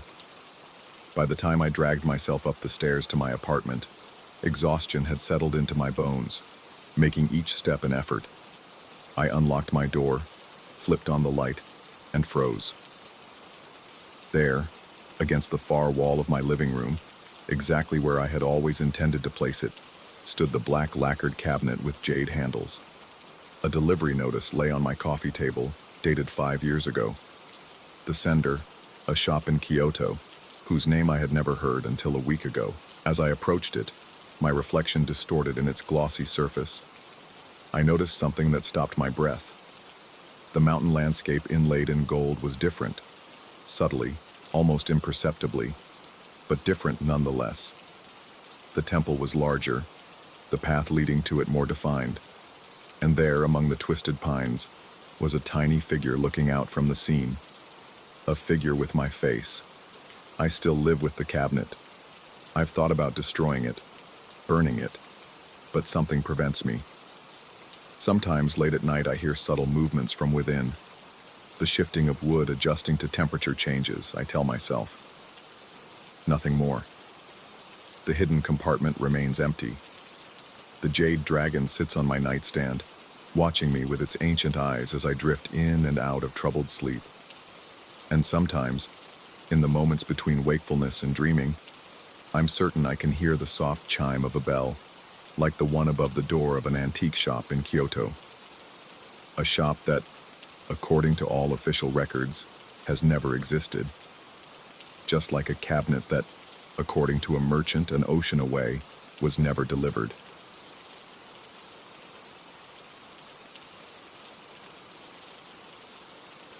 Story 7.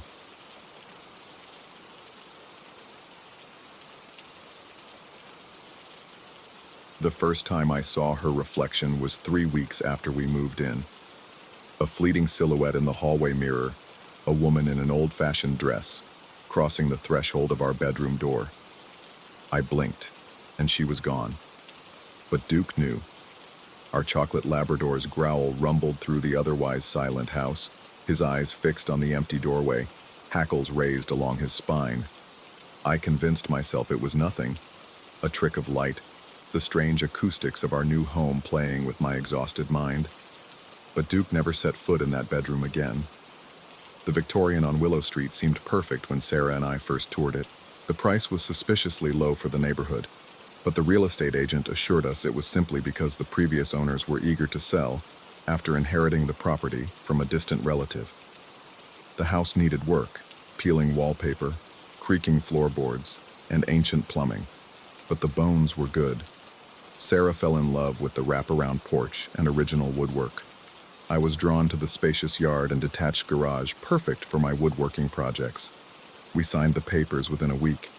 Moving day exhausted us completely.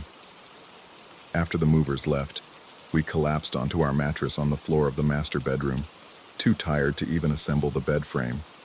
Duke, normally eager to explore new environments, hesitated at the bedroom doorway, his tail tucked between his legs as he whined softly.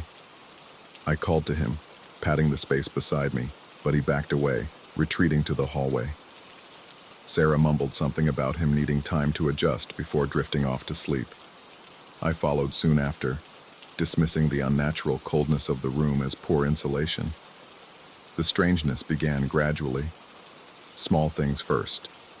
Items not where we'd left them. Doors we'd closed standing open in the morning. The persistent smell of lilacs despite the season. Duke refused to enter the bedroom, sleeping instead on the hallway floor outside our door.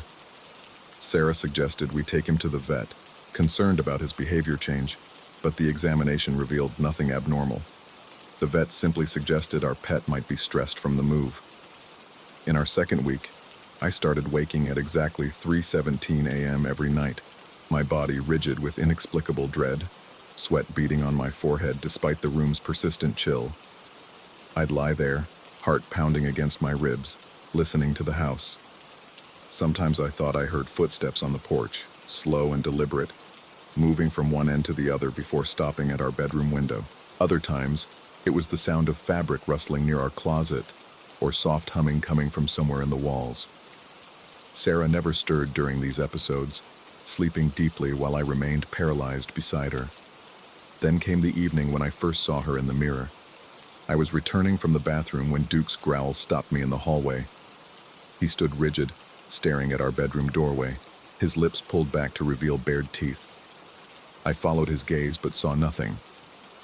It was only when I turned to continue to bed that I caught the reflection in the ornate hall mirror. A woman's silhouette crossing our bedroom threshold, her dress from another century, her movements unnaturally fluid. My throat constricted, every muscle in my body tensing as cold fear washed over me. I spun around, but the doorway remained empty. When I looked back at the mirror, only my pale face stared back. I didn't tell Sarah. She'd been stressed about starting her new job, and I didn't want to worry her with what was likely my imagination running wild in an old house. Instead, I began researching the property's history, searching local newspaper archives and property records online during my lunch breaks. The house had been built in 1897 by a lumber baron named Thaddeus Winters for his young bride, Eliza. By all accounts, they lived a quiet life until 1903, when Eliza disappeared. The newspapers described a frantic search, with Thaddeus claiming his wife had simply vanished from their home while he was at work. Some articles hinted at suspicions that Thaddeus might have been involved, especially when he remarried barely a year later. But nothing was ever proven, and Eliza Winters was never found. The knowledge sat heavily in my stomach as the days passed. I found myself avoiding the hallway mirror, taking circuitous routes through the house to bypass it. My sleep deteriorated further, leaving me hollow-eyed and jumpy, Sarah noticed, her concern evident when she suggested I see a doctor about possible anxiety. I deflected, blaming work stress, unwilling to admit the growing dread that filled me whenever I entered our home. Duke's behavior worsened. He began stationing himself at the foot of the stairs every evening, his eyes tracking something invisible moving across the second floor. Sometimes he would bolt suddenly to the front door, pawing frantically at it as though desperate to escape.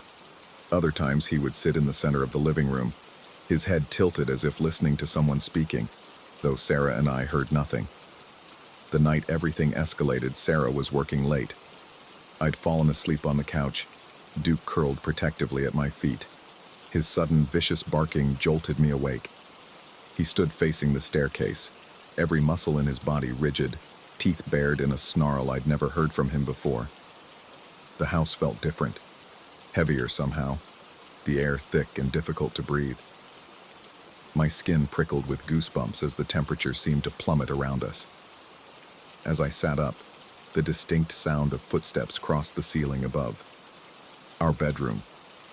Slow, deliberate steps that paused directly overhead. Duke's barking intensified. My hands trembled as I reached for my phone, sweat dampening my shirt despite the cold. The footsteps moved again, this time toward the stairs. Duke's barking stopped abruptly, replaced by a high-pitched whine as he backed away, pressing himself against my legs. I should have run. Every instinct screamed at me to grab Duke and flee the house. Instead, some morbid curiosity held me in place, my eyes fixed on the darkened staircase. The footsteps descended slowly, one deliberate step at a time, though I could see nothing there. My chest constricted, each breath shallow and insufficient as the invisible presence reached the bottom stair. The hallway mirror, visible from where I sat, suddenly reflected a figure that wasn't there. A woman in a high-necked Victorian dress, her face obscured by shadow, standing at the foot of the stairs. My heart slammed against my ribs, my mouth desert dry as I watched her reflection turn slowly toward the front door, then back to the stairs, as though searching for something, or someone. I fumbled for my phone, hands shaking so violently I nearly dropped it. I needed proof, something to show Sarah, to convince myself I wasn't losing my mind. I opened the camera app and lifted the phone toward the mirror, my breath coming in short, painful gasps. The screen captured what my eyes could not see directly. The woman, now standing in the center of our living room, barely 6 feet from where I sat. Her face remained in shadow, but her dress was detailed in the phone's display, lilac-colored, with intricate lace at the collar and cuffs. As I watched, frozen in terror, she turned slowly toward me. The temperature dropped so drastically that my breath clouded in front of me. Duke whimpered, pressing himself harder against my legs. A notification sound from my phone shattered the moment. The screen changed, displaying an incoming call from Sarah. When I looked up from the device, the mirror showed only the empty room, and the oppressive cold began to recede. I answered Sarah's call, my voice unrecognizable even to myself, strained and hoarse. She was on her way home and wanted to know if I needed anything from the store. I managed to say no, fighting to keep my voice steady. After ending the call, I sat motionless, Duke still trembling against me. The encounter had left me drained, my shirt soaked with cold sweat, muscles aching from tension. I checked my phone's gallery, hoping to find evidence of what I'd seen. The photos were there, 3 of them, but instead of the woman, they showed only strange distortions in the mirror's reflection, smoky wisps that could easily be dismissed as camera flare or dust. When Sarah returned home, I couldn't bring myself to tell her what had happened. Her face lit up as she told me about her day, about how she was finally feeling settled at her new job. How could I burden her with this? Instead, I suggested we invite her parents to visit that weekend, thinking irrationally that having more people in the house might somehow keep whatever was happening at bay. That night, as Sarah slept beside me, I lay awake, staring at the bedroom ceiling. The room was freezing despite the summer heat outside, and the faint scent of lilacs hung in the air. From the hallway came Duke's occasional whimper. I thought about Eliza Winters, vanished without a trace from this very house. Had she ever truly left? Was her disappearance something more sinister than the old newspaper suggested? As 3:17 a.m. approached, my body tensed in anticipation. When the familiar dread washed over me, I was almost relieved. At least some things remained predictable. But tonight was different. Instead of footsteps on the porch or rustling by the closet, I heard something else. Soft, muffled sobbing coming from somewhere within our bedroom walls. I lay paralyzed, sweat trickling down my temples as the crying continued, occasionally interrupted by words too faint to understand. Sarah remained asleep, oblivious to the sounds that filled my ears. I wondered if I was hallucinating, if stress and sleep deprivation had finally broken my mind. Then Sarah's phone lit up on her nightstand, its screen casting a blue glow across her sleeping face. Grateful for the distraction, I reached over to turn it face down and froze. In the phone's reflection, I could see a woman standing at the foot of our bed, her lilac dress glowing faintly in the darkness, her face finally visible.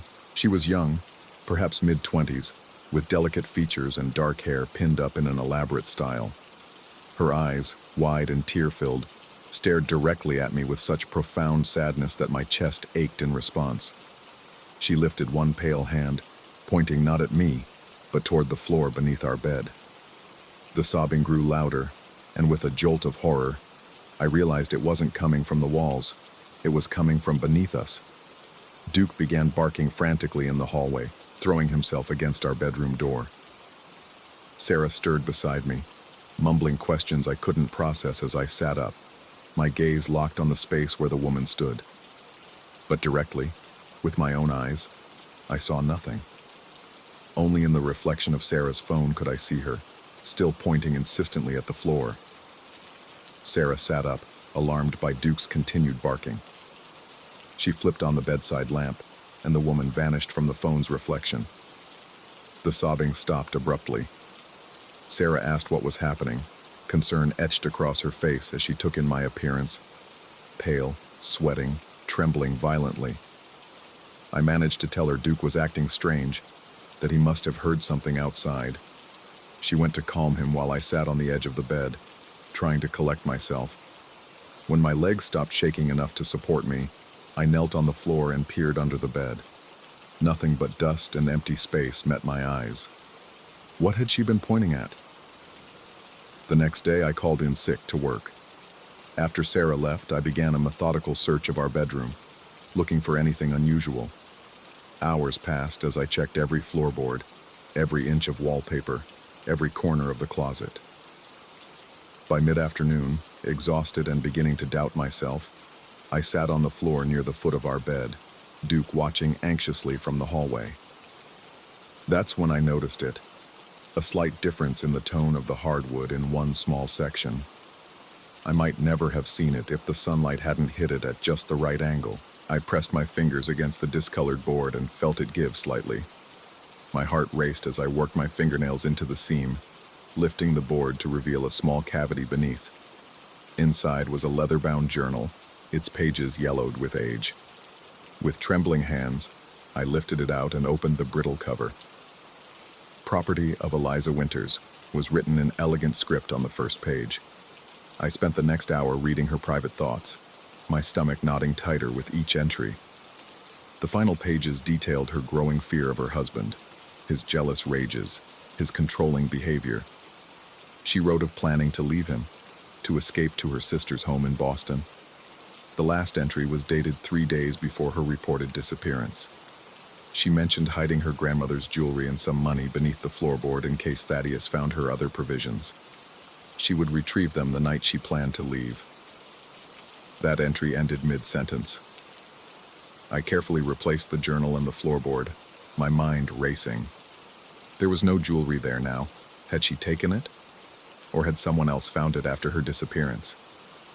When Sarah returned from work, I finally told her everything. The reflections, the sounds, Duke's behavior, and the journal. I expected disbelief, perhaps concern for my mental state. Instead, she listened quietly, her expression growing more troubled as I spoke. When I finished, she confessed something that sent ice through my veins. She'd been having dreams of a woman in a lilac dress, standing on our porch, looking through our bedroom window with sad eyes. She hadn't mentioned them because she thought they were just stress dreams about the move. That night we slept in the guest room, Duke finally willing to join us. In the morning, we contacted a local historian who specialized in the area's past. We didn't mention our experiences, only our interest in the history of our home and the story of Eliza Winters. The historian arrived that afternoon, a gray-haired woman with kind eyes and a no-nonsense demeanor. She examined the journal with reverent hands, then asked to see where we'd found it. As we stood in the bedroom, she asked if we'd noticed anything unusual about the house. Sarah and I exchanged glances before I carefully described some of our experiences. Instead of skepticism, the historian nodded thoughtfully. She explained that after Eliza's disappearance, rumors had circulated about Thaddeus, whispers that he had violent tendencies, that Eliza had been seen with bruises in the weeks before she vanished. Nothing was ever proven, and he maintained his story that she had simply left him. He'd remarried quickly, to a woman who reportedly bore a striking resemblance to Eliza. Before leaving, the historian suggested we might want to have a more thorough inspection done of the house, particularly the areas beneath the floors and behind the walls. Her meaning was clear, though unspoken. That evening, as Sarah and I sat on the porch discussing what to do next, Duke suddenly stood at attention, his tail wagging hesitantly. He was looking at the empty porch swing, which had begun to move gently back and forth despite the still air. A faint scent of lilacs drifted around us. I felt no fear this time, only a deep sadness and strange sense of resolution. We would contact the authorities tomorrow, would insist on a proper investigation of the house. Whatever happened to Eliza Winters all those years ago, she deserved to have her story told. Her truth deserved to be found. As the swing continued its gentle motion, I whispered a promise into the evening air. "We'll help you, Eliza. You won't be forgotten again." For a moment, the swing stopped its movement. Then, as we watched, it began again, this time with more energy, as though someone had just sat down with renewed hope. Duke wagged his tail, and for the first time since we'd moved in, his posture was completely relaxed. We would stay in the house, at least until we had answers. It no longer felt like we were unwelcome intruders. Instead, it seemed we had been chosen to finally bring peace to the visitor on our porch. Story 8. The blue-red fabric caught my eye first, that unmistakable starter logo illuminated under the kitchen's dim fluorescent light. My father stood with his back to me, pouring coffee into his thermos at 5 a.m., the jacket hanging loosely from his thin frame. I remember thinking how strange it was to see that particular jacket again, a relic from 1992 that shouldn't exist anymore. The moment lingered just long enough for me to notice something off about his movements. Too fluid, too precise, like a perfect recording being played back. I blinked, and he continued preparing his coffee. unaware of my presence in the doorway. 40 minutes later, my actual father arrived home from his night shift at the factory, wearing his standard issue uniform. When I mentioned the jacket, his face drained of color. The jacket, he insisted, had been donated decades ago, shortly after he married my mother. That was 3 weeks ago, and I haven't slept properly since. The recording studio had become my sanctuary over the years. As a music producer, I'd built my reputation on capturing the perfect sound, on hearing what others couldn't. My sensitivity to audio abnormalities had made my career, but lately, it was destroying my peace of mind. Every creak in my father's house registered with alarming clarity. The basement studio I'd set up during my temporary stay while my condo underwent renovations no longer felt like an escape. I adjusted the levels on the mixing board, trying to focus on the track I was working on, but my mind kept drifting back to that morning. The memory of my father in that jacket had begun to blur around the edges, taking on the quality of a half-remembered dream. But my father's reaction when I'd mentioned it, that had been visceral, unmistakable. Fear, recognition, something he didn't want to acknowledge. My phone vibrated against the desk. It was Dad, asking if I'd be joining him for dinner. I sent a quick response confirming, though food was the last thing on my mind. The digital clock on my equipment rack showed 4:30 p.m. I had time to finish this session before heading upstairs. The bass line I was mixing suddenly dropped in volume, though I hadn't touched the fader. I frowned, raising the level again. The studio monitors emitted a low hum that wasn't part of the track. I removed my headphones, listening to the room. The hum persisted, seeming to emanate from the walls themselves, a frequency just at the edge of perception. My skin prickled as the temperature in the basement dropped several degrees. Upstairs, floorboards creaked in a pattern that matched my father's gait, but he shouldn't be home until after 5. He had physical therapy for his bad knee on Thursdays. I checked the security app on my phone, a habit I'd developed after moving back in temporarily. The front door camera showed no one had entered. The kitchen remained empty, yet the footsteps continued overhead, moving from the kitchen to the living room, then toward the basement door. My throat constricted as the basement door hinges whined. Someone was coming down. I turned toward the stairs, expecting to see my father, perhaps home early from therapy. Nothing. The steps had stopped. The door hung open at the top of the stairs, revealing only darkness beyond. "Dad?" My voice sounded thin in the suddenly oppressive air of the basement. No response came. I rose from my chair, muscles tense, and approached the staircase. Each step upward felt like moving through molasses, my body resisting proximity to whatever waited at the top. The house had fallen completely silent, not even the usual settling noises audible. At the top of the stairs, I found the kitchen empty, but not undisturbed. The coffee maker was on, steam rising from a fresh pot. A blue and red sleeve extended from behind the refrigerator door, which stood slightly ajar. My heart hammered against my ribs as I approached, palms sweating against the door handle as I pulled it open fully. Nothing but condiments and leftover containers. I exhaled sharply, rubbing my eyes. Sleep deprivation was making me hallucinate. It had to be. I poured myself a cup of the fresh coffee, noting with unease that it was prepared exactly how my father liked it, strong enough to dissolve a spoon with a single sugar cube. The coffee scorched my tongue, jolting me fully into alertness. I glanced at the kitchen clock. 5 p.m. exactly.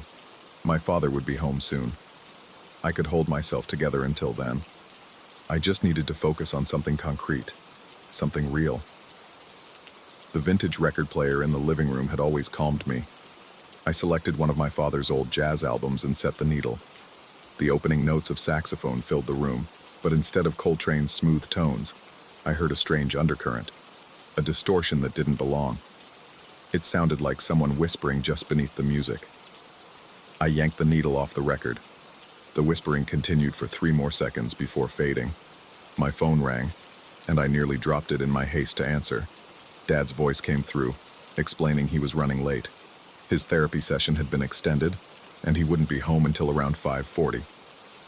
I tried to keep my voice steady as I told him about the coffee maker switching on by itself. He was silent for a moment before suggesting the timer might be malfunctioning. The reasonable explanation should have comforted me, but his tone held an edge that made my skin crawl. After hanging up, I paced the living room, trying to convince myself I was overreacting. The jacket sighting, the footsteps, the coffee. There were logical explanations for all of it. The house was old. My father had lived here since before I was born. Perhaps the jacket wasn't the same one. Perhaps it was a similar style I'd confused with the original. A soft thud from upstairs stopped me mid-stride. My childhood bedroom. No one had any reason to be up there. I stood at the bottom of the stairs, staring up into the second-floor hallway.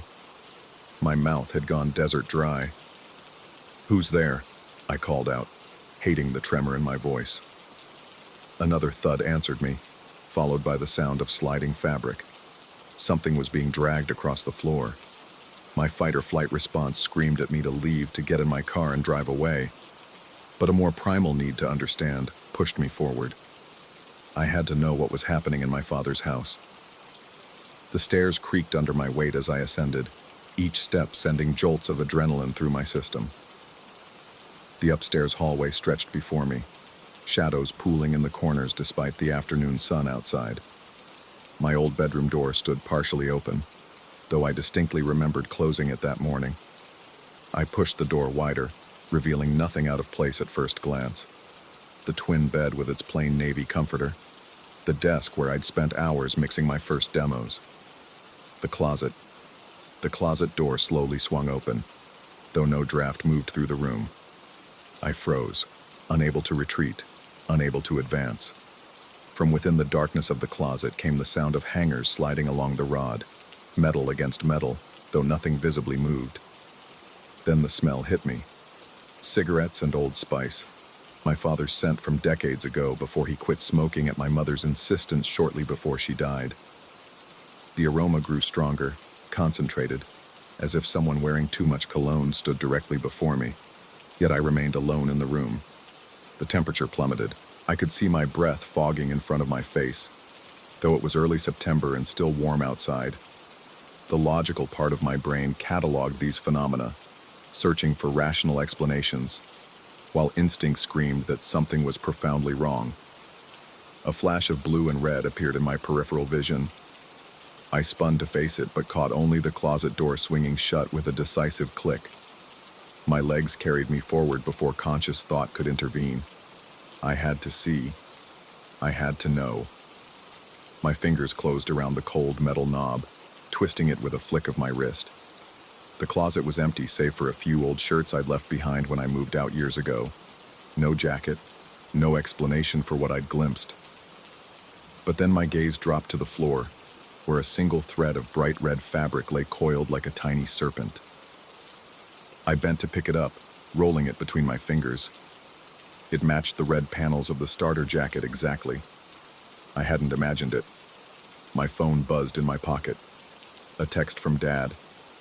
Pulling in now. Relief washed over me. Whatever was happening, I wouldn't have to face it alone anymore.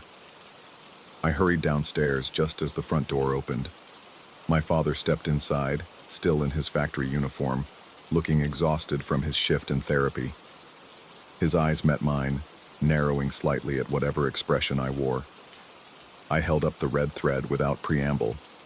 His face hardened, but he said nothing as he hung up his coat and moved past me into the kitchen.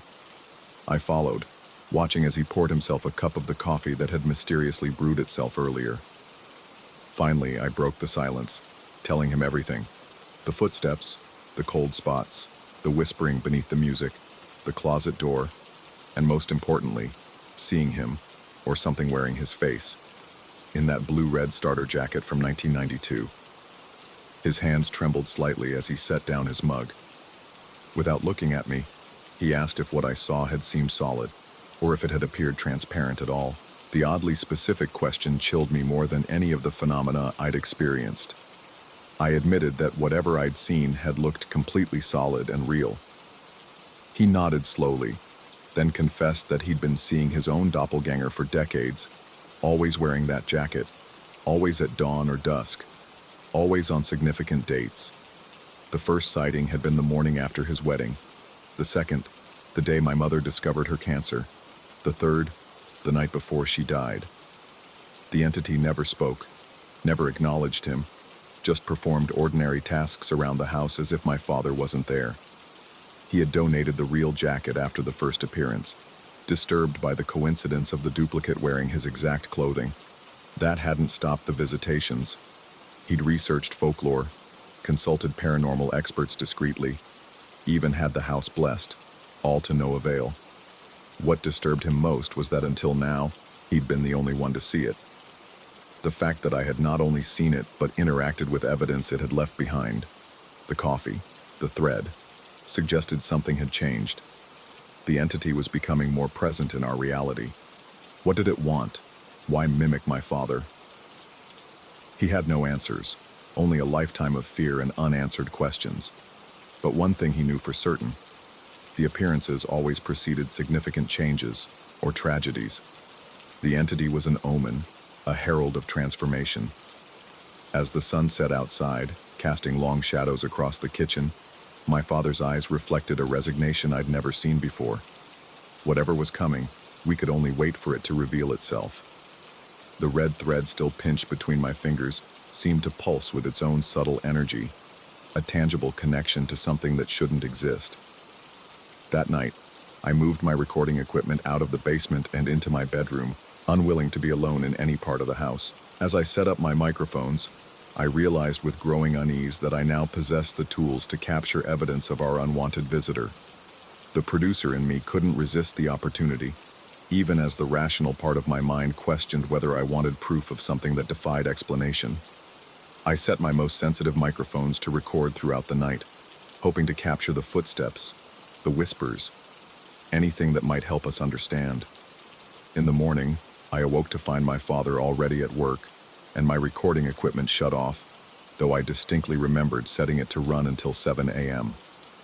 When I checked the audio files, I found a single recording, time-stamped 5 a.m. exactly. The file contained 3 minutes of silence, followed by the unmistakable sound of my own voice. Not speaking, but humming a melody I'd been working on in the studio. The humming continued for exactly 1 minute, then stopped abruptly. The timestamp showed the recording had been made while I was asleep in my bed, but something wearing my voice had been awake and moving through the house. And in the closet, hanging innocuously between my shirts, a brand new starter jacket in blue and red waited, the price tag still attached.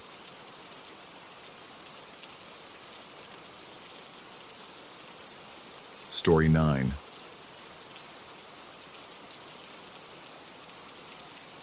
The nickname slithered into my ear like a venomous insect.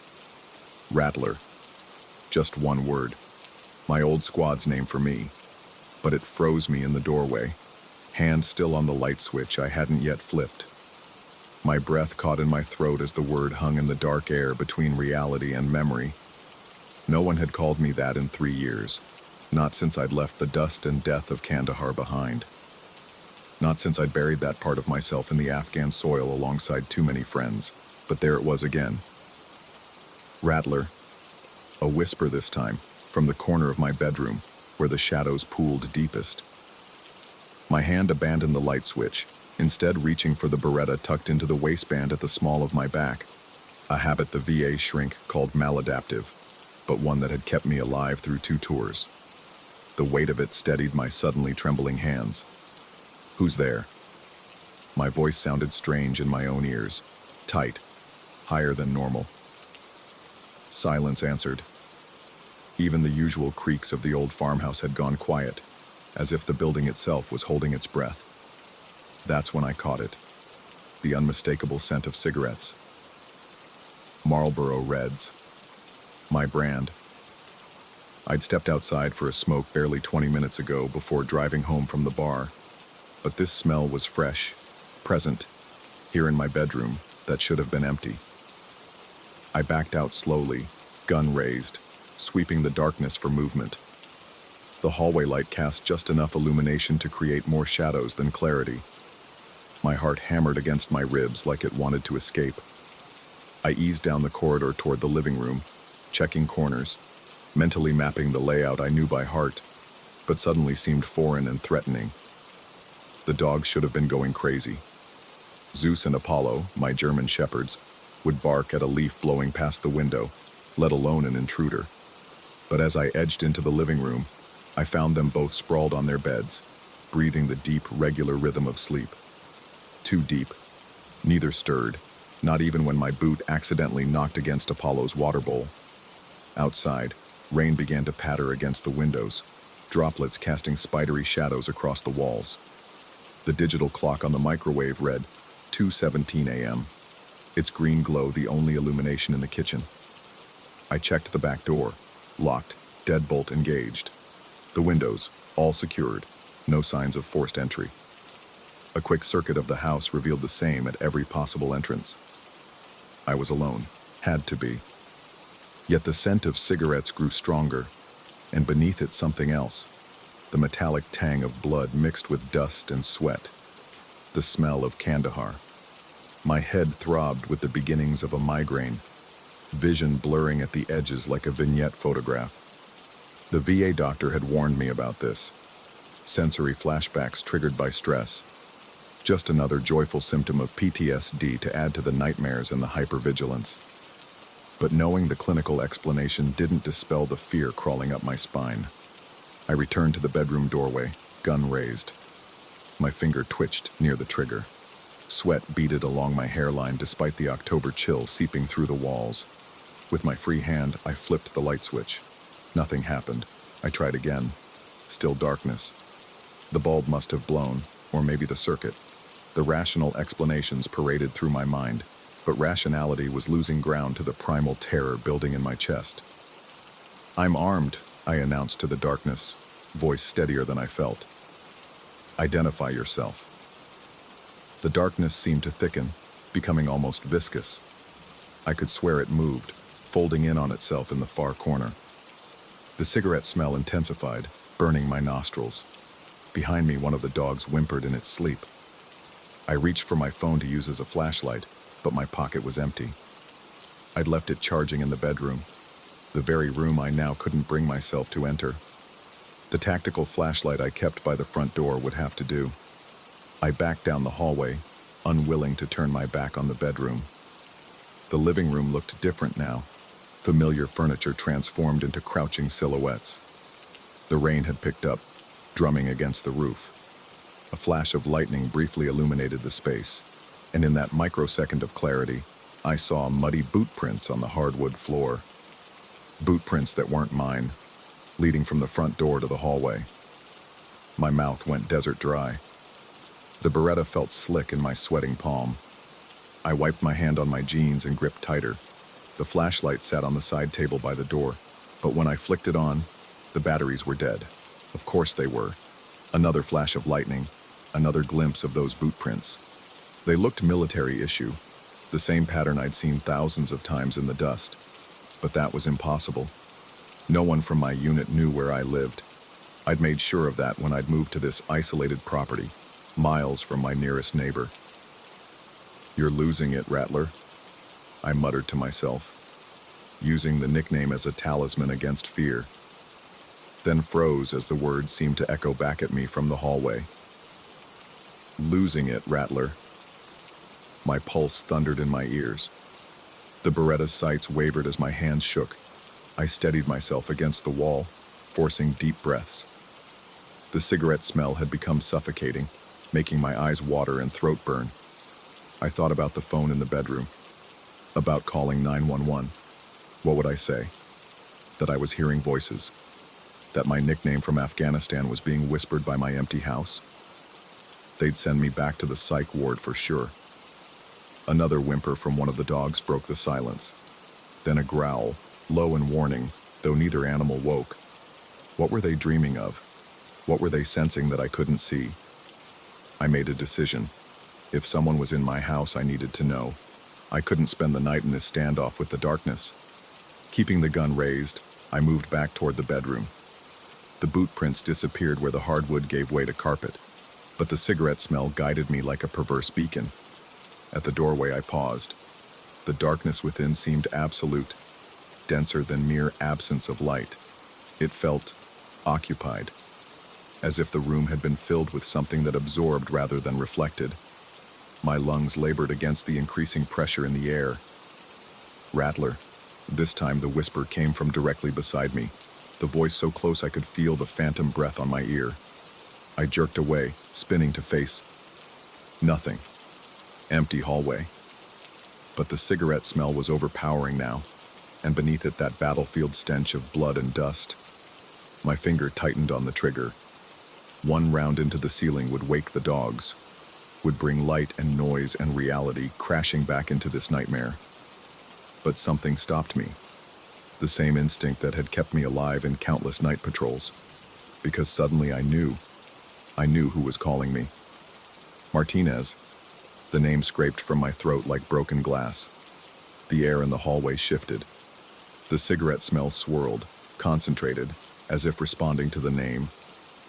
Private Martinez, who'd shared his last Marlboro with me the night before he'd stepped on the IED.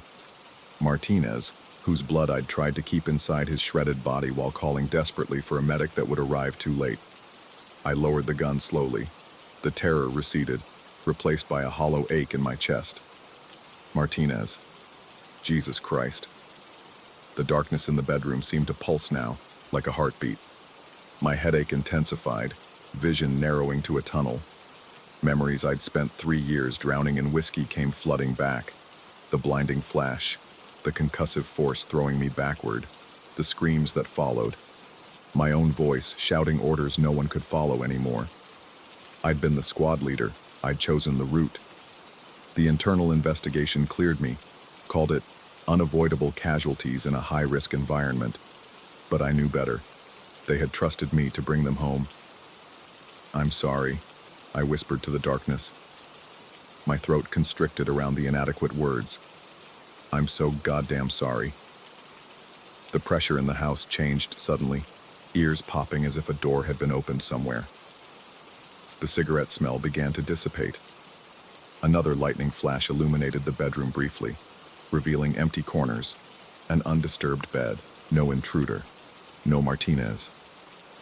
I stood there, gun hanging limply at my side, as the adrenaline drained away and left me hollow. The clock in the kitchen now read 3:42 a.m. Had I lost time, or had it really taken me that long to complete my circuit of the house? The dogs were stirring now, Zeus raising his head to look questioningly in my direction. Normal. Ordinary. As if the past hour had been nothing but a waking nightmare. Maybe it had been. The VA doctor had warned me that sleep deprivation could worsen symptoms, and I couldn't remember the last time I'd managed more than 3 consecutive hours. The line between hypervigilance and hallucination was tissue thin these days. But as I finally forced myself to enter the bedroom and retrieve my phone, my foot kicked something small and cylindrical that rolled across the hardwood floor. I tracked it with the phone's flashlight. A cigarette butt, Marlboro Red, freshly extinguished. I stared at it, mind refusing to process the implications, then slowly turned the light toward the bedroom wall opposite the window. There, written in what looked like ash but couldn't possibly be, were 2 words. Not alone. My legs gave out, and I sank to the floor, back against the wall, Beretta still clutched in my trembling hand. The message wasn't threatening. Somehow I knew that instinctively.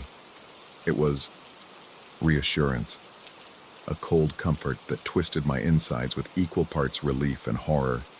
I wasn't being haunted. I was being watched over. By dawn, both the writing and the cigarette butt had vanished, leaving me to question my sanity once more.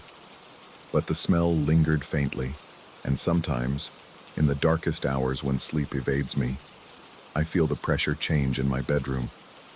I've stopped reaching for the gun during these visitations. Instead, I talk quietly to the darkness, telling Martinez about my day, my struggles, my small victories in rejoining the world. And on my worst nights, when the memories threaten to drown me, when the guilt becomes too heavy to bear alone, I hear that whisper again. Rattler. And I know I've been granted a burden and a blessing. The dead haven't forgiven me, but they haven't abandoned me either. We keep our vigil together, the living and the dead, until dawn breaks and separates our worlds once more.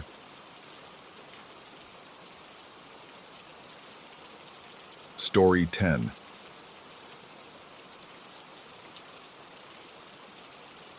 The fluorescent lights in our office building have always flickered at precisely 4:37 p.m.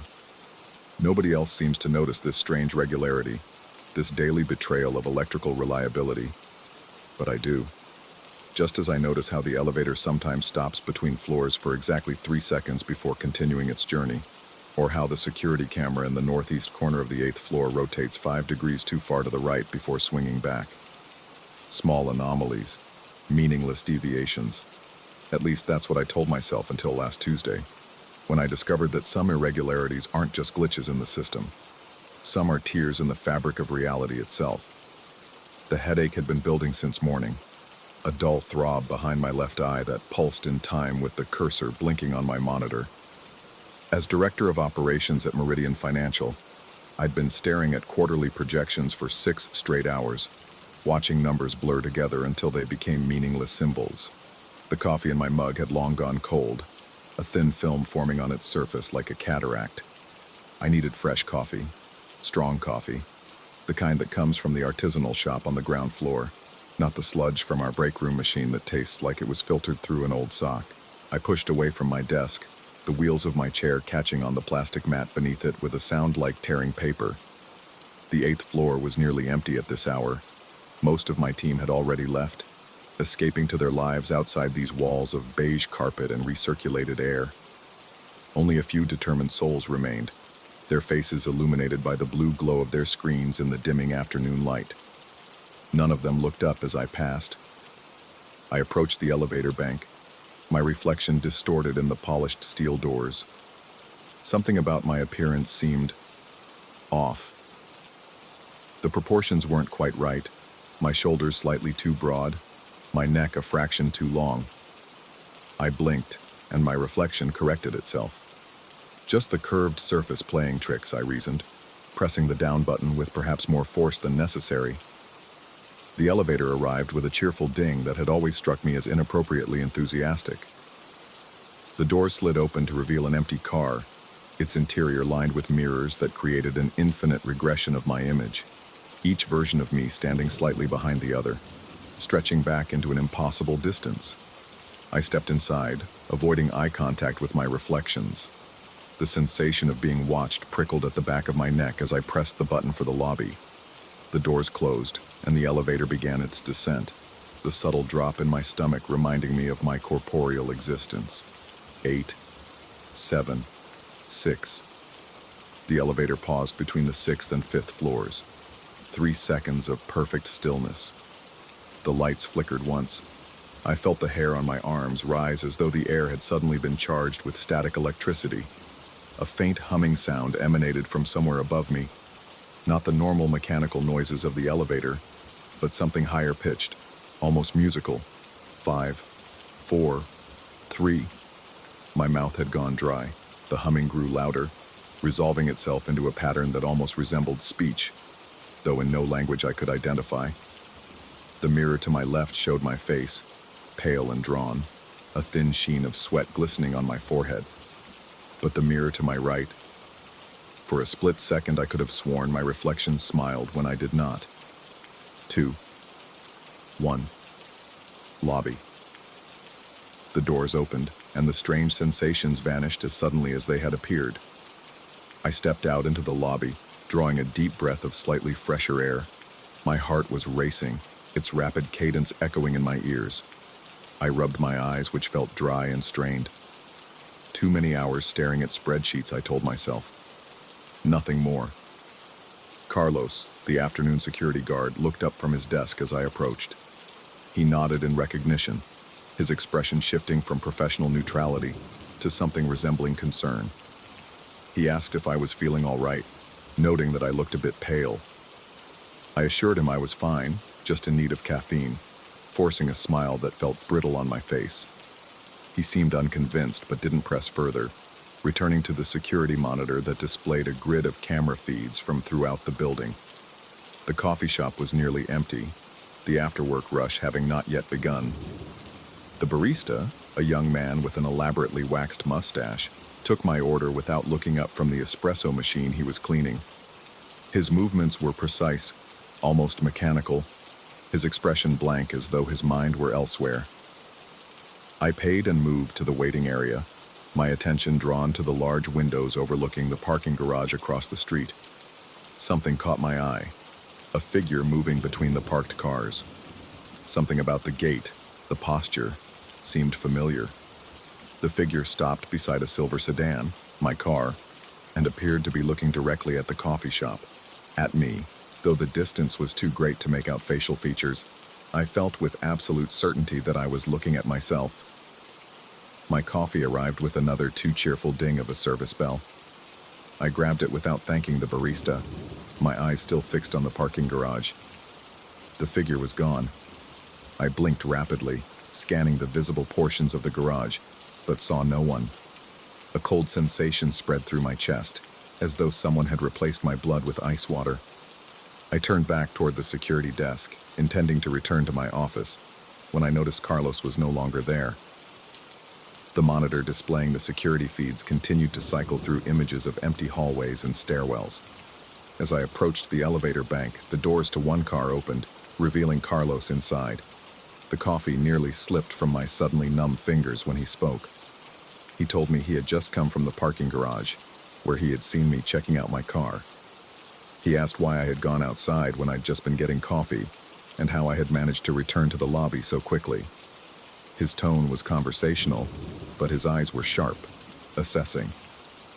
The ringing in my ears nearly drowned out my own response.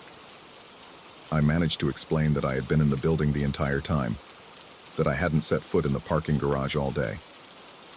My voice sounded distant, as though someone else were speaking through me. Carlos's expression shifted from curiosity to confusion, then to something that looked unsettlingly like fear. He insisted that he had just seen me, not someone who looked like me, but me specifically, standing beside my car less than 2 minutes ago. He had even waved, he said, though I hadn't waved back. As he spoke, tiny beads of sweat formed along his hairline, and his right hand moved subtly toward the radio clipped to his belt.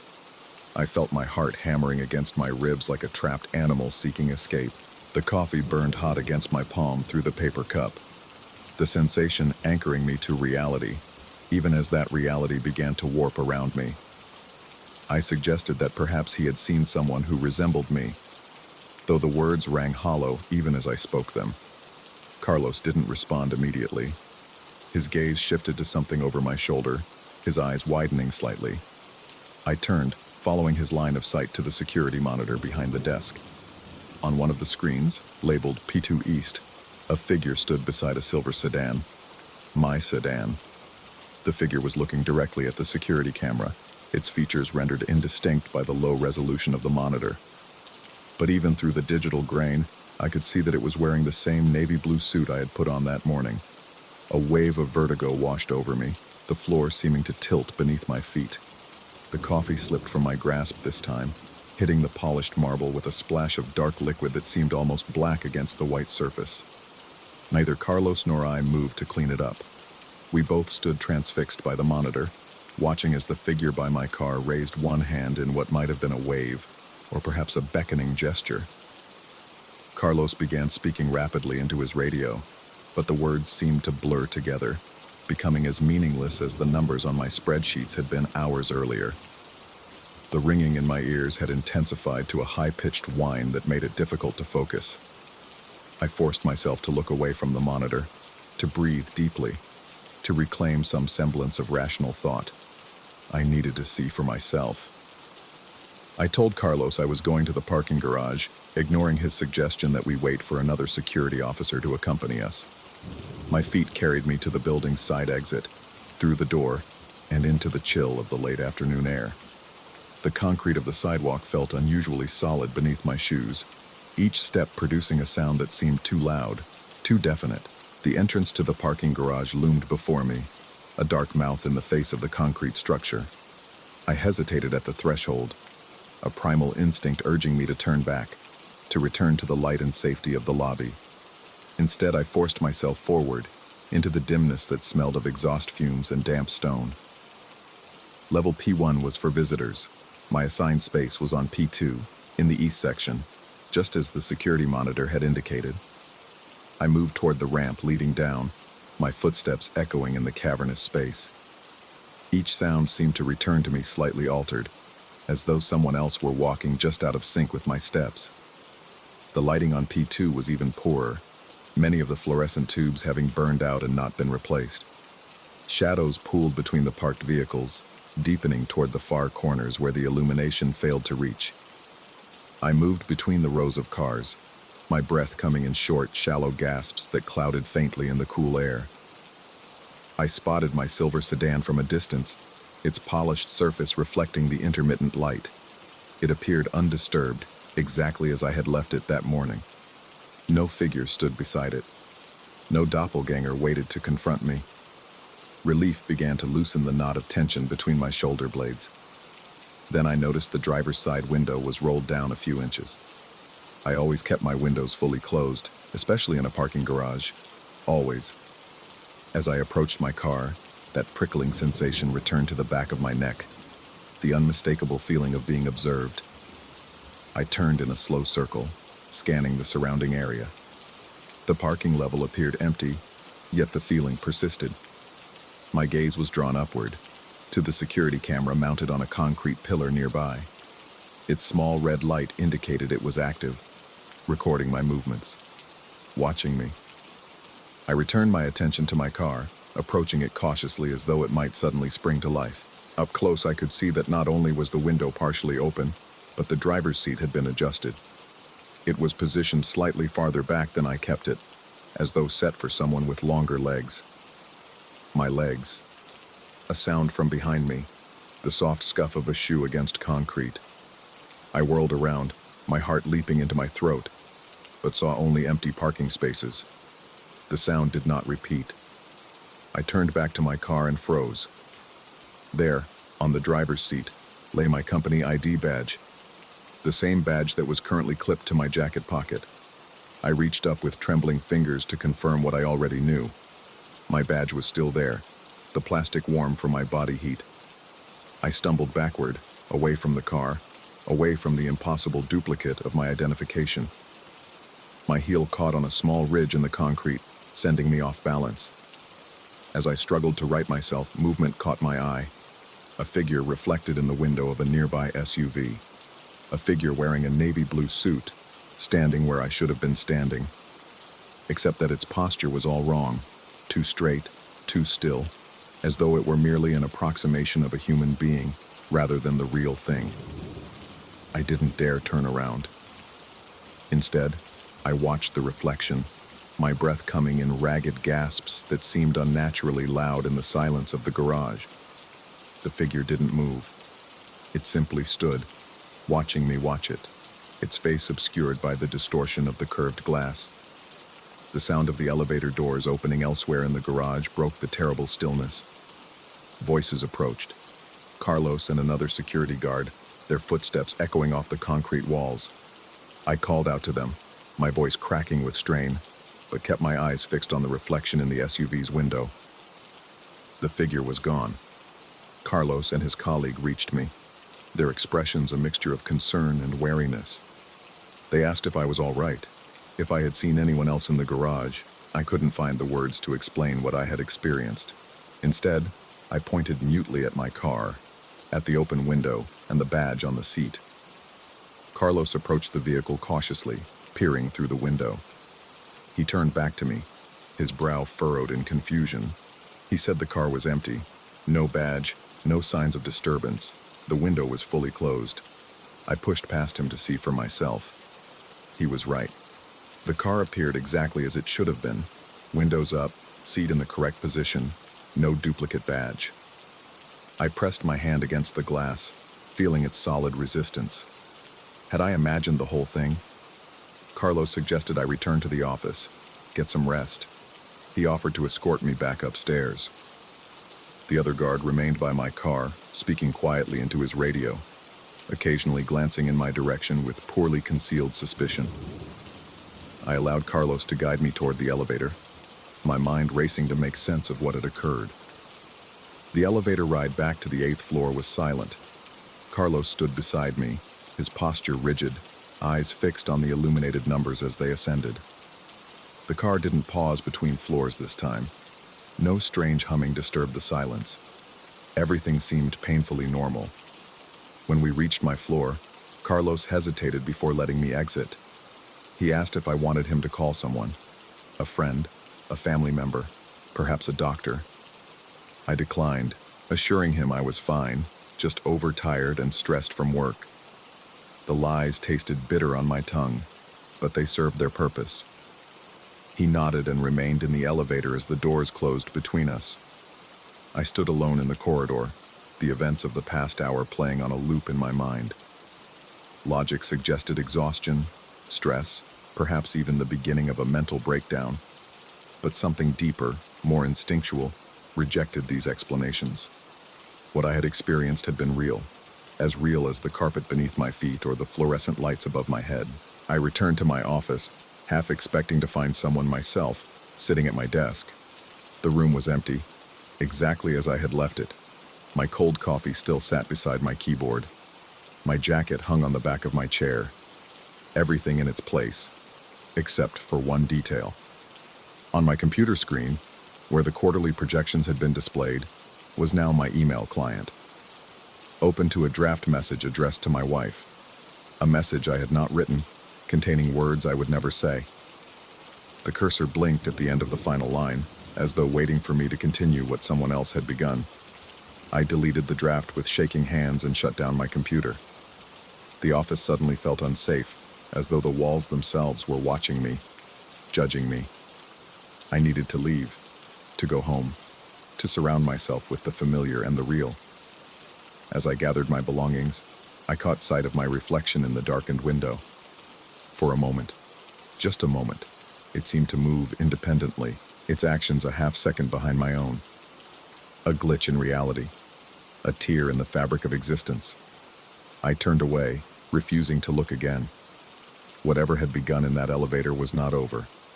I could feel it, a presence lingering just at the edge of perception, waiting, watching, learning how to be me. Tomorrow I would call in sick. I would see a doctor. I would find rational explanations for irrational experiences. But as I headed toward the stairs, avoiding the elevator at all costs, a thought occurred to me that made my blood run cold. What if I wasn't the original discovering a copy? What if I was the copy, just now becoming aware of my own existence? The fluorescent lights flickered as I passed beneath them. It was exactly 4:37 p.m. Story 11. The first time I saw her in the photograph, I convinced myself it was a trick of the light. A smudge of red paint caught in the flash, perhaps, or some digital artifact from my camera's aging sensor. But as I stared at the image on my computer screen at 3 a.m., my fingers trembling against the keyboard, I knew deep down that the crimson figure standing by my mural hadn't been there when I took the picture, and neither had the strange, distorted shadow embracing her, a shadow that seemed to shimmer and shift even in the static image, as if it existed in some dimension between pixels. I've always been drawn to abandoned places. There's something about decay that speaks to me as an artist. The way nature slowly reclaims human constructions, the silent stories told by rusted metal and crumbling concrete. That's why I jumped at the opportunity when I heard about the old Blackwood paper mill on the outskirts of town. The building had been shuttered for almost 30 years, forgotten by everyone except urban explorers and the occasional squatter. Perfect for my latest project. The city's revitalization committee had reluctantly granted me permission to paint a mural inside the main production floor, a massive concrete canvas that would never be seen by the general public. That was part of the appeal. I wanted to create something just for me, something raw and honest without worrying about critics or Instagram likes. I told the committee it was about industrial rebirth, or some similar buzzword that made them nod approvingly, but in truth, I just wanted to leave my mark on this corpse of America's manufacturing past. The first time I entered the mill, the autumn air was sharp in my lungs as I pushed through the rusted side door. Sunlight streamed through broken windows, casting long fingers of light across dust-covered machinery. The space was cavernous, with a ceiling that soared at least 40 feet high. My footsteps echoed as I walked across the concrete floor, kicking up motes of dust that danced in the beams of light. The silence was profound, broken only by the occasional distant drip of water or the soft rustle of pigeons nesting in the rafters. I chose the largest wall for my piece, a concrete expanse roughly 30 feet wide and 20 feet high. It would take weeks to complete, but I had nowhere else to be. My divorce had been finalized 3 months earlier, and the cramped studio apartment I now called home felt more like a cell than a living space. Here, among the ruins, I could breathe again. As I surveyed the wall, planning my composition, I noticed something unusual in the corner. A faded black and white photograph pinned to a rotting bulletin board. It showed the mill in its heyday, workers lined up in front of the very wall I intended to paint. Their faces were solemn, almost grim, as if they knew the fate that awaited them and their workplace decades later. Something about their expressions sent a chill through me, but I dismissed it as nothing more than the natural melancholy that comes from looking into the eyes of the long dead. I began work the next day, arriving just as dawn broke over the distant hills. The early morning light cast everything in a soft golden glow that would soon give way to the harsh white of midday. I spent hours on the initial sketching, laying out the bones of what would become my largest work to date, an abstract representation of industrial decline and rebirth, rendered in primarily dark colors with occasional bursts of vibrant reds and oranges like wounds in the canvas. Days blended together as I worked. I'd arrive at dawn and leave well after dusk, my hands stained with paint, my clothes spattered with evidence of my labor. The solitude was both blessing and curse. Without distractions, my work progressed quickly, but the silence of the place began to weigh on me. Sometimes, in the quietest moments, I could swear I heard whispers from deep within the building, snippets of conversations that ceased whenever I strained to listen more closely. The rational part of my brain attributed these sounds to the wind, finding its way through broken windows, or the settling of the ancient structure. But another part, a primitive, instinctual part, wasn't so sure. It was during my second week at the mill that I first felt like I was being watched. I was high on my scaffolding, working on the upper portion of the mural, when a prickling sensation crawled up my spine. I turned quickly, nearly losing my balance, but saw nothing except shadows and dust. Still, the feeling persisted, growing stronger each day. The mural itself was evolving in ways I hadn't anticipated. What had begun as an abstract exploration of industrial themes was becoming something darker, more primal. The bursts of red that I had initially planned as accents were spreading, dominating portions of the composition in ways that seemed to happen without my conscious decision. When I stepped back to assess my progress each evening, I often found myself surprised by what I saw, as if someone else had been guiding my hand. I began taking photographs of the mural at the end of each day, partly to document my progress, and partly to study the changes that seemed to occur when I wasn't looking. Nothing in the photos seemed amiss at first. They simply showed the evolution of my work, the gradual building of layers and complexity. On the 17th day, I finished. Standing before the completed mural, I felt a profound sense of emptiness rather than the satisfaction I had expected. The piece was powerful, perhaps my best work, but looking at it filled me with an inexplicable dread. The red elements that had gradually taken over much of the composition now suggested a vaguely humanoid form when viewed from certain angles, something I hadn't intended but couldn't deny once I saw it. I took several photographs from different angles, wanting to capture the work in its entirety before leaving the mill for the last time. The sun was setting, casting long shadows across the floor, and I had to use my flash for the final shots. My hands were steady, my movements methodical, though I couldn't shake the feeling that I needed to hurry, to get out before darkness fell completely. It wasn't until I returned to my apartment and downloaded the images to my computer that I saw her. She appeared in only one photograph, the last one I had taken, from the farthest distance to capture the entire wall.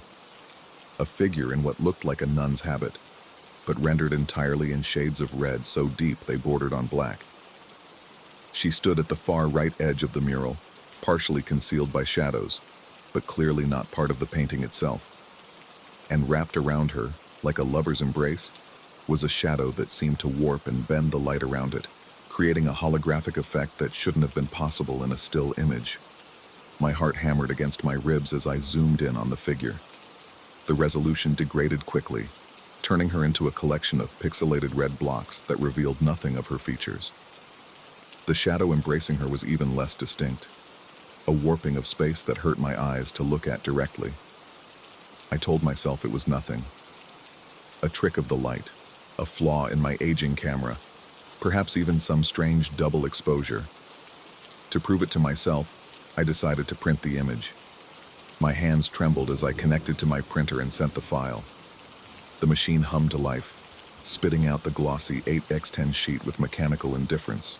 The photograph looked normal at first glance, my mural dominating the frame, the cavernous space of the mill stretching around it. But then I saw her again, and my blood turned to ice in my veins. The red nun was no longer at the edge of the frame.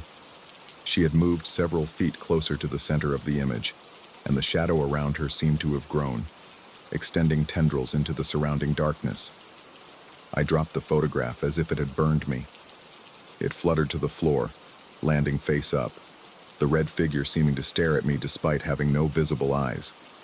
My breath came in short, painful gasps as I looked back at my computer screen, comparing the digital image to the print.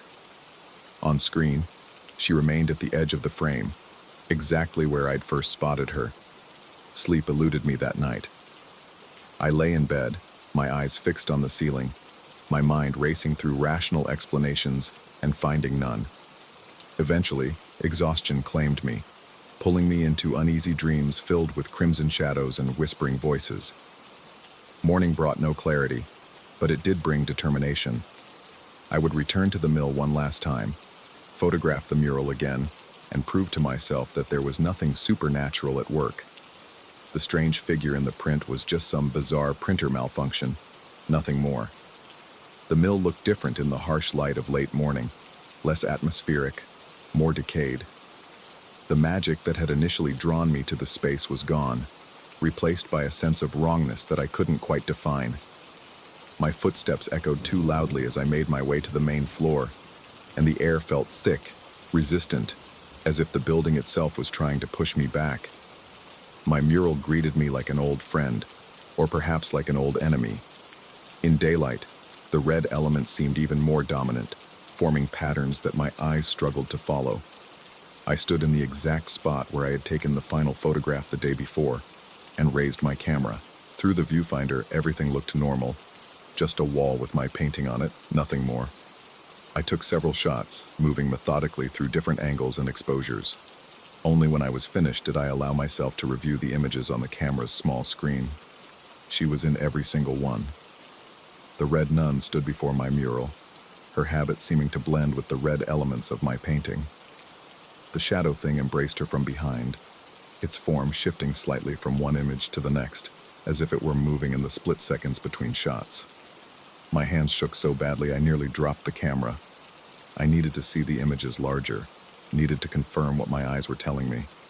There was a small print shop a few blocks from the mill. I walked there in a daze, the camera clutched tightly in my sweating hand.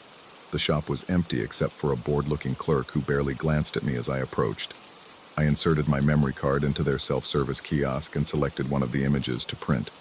The machine hummed, the seconds stretching into eternity before it finally produced an 8x10 glossy print. My stomach lurched as I looked at the image. The red nun was no longer standing by the mural. She was halfway across the open floor, moving toward the camera. The shadow thing stretched behind her, still connected but elongated now, like a tether. Her face remained obscured by her habit, but her posture suggested purpose, determination. I printed another image, selecting one where she had appeared to be still standing by the wall. The result was the same. She was closer now, perhaps 15 feet from the camera position. In the third print, made from an image where she had appeared to be halfway across the floor, she was now barely 5 feet from where I had stood. The clerk asked if everything was all right. I must have looked as terrified as I felt. I mumbled something about a project and hurried out, the prints clutched in my trembling hand. I didn't go home. I couldn't bear the thought of being alone in my apartment with these images. Instead, I found myself in a coffee shop, surrounded by the comforting sounds of normal life. Conversations, laughter, the hiss of the espresso machine. I spread the prints on the table before me, along with my camera, comparing the digital images on the small screen with their printed counterparts. In every case, the nun appeared closer in the print than in the digital image. And as I flipped through the photos on my camera again, I noticed something that sent ice water flooding through my veins.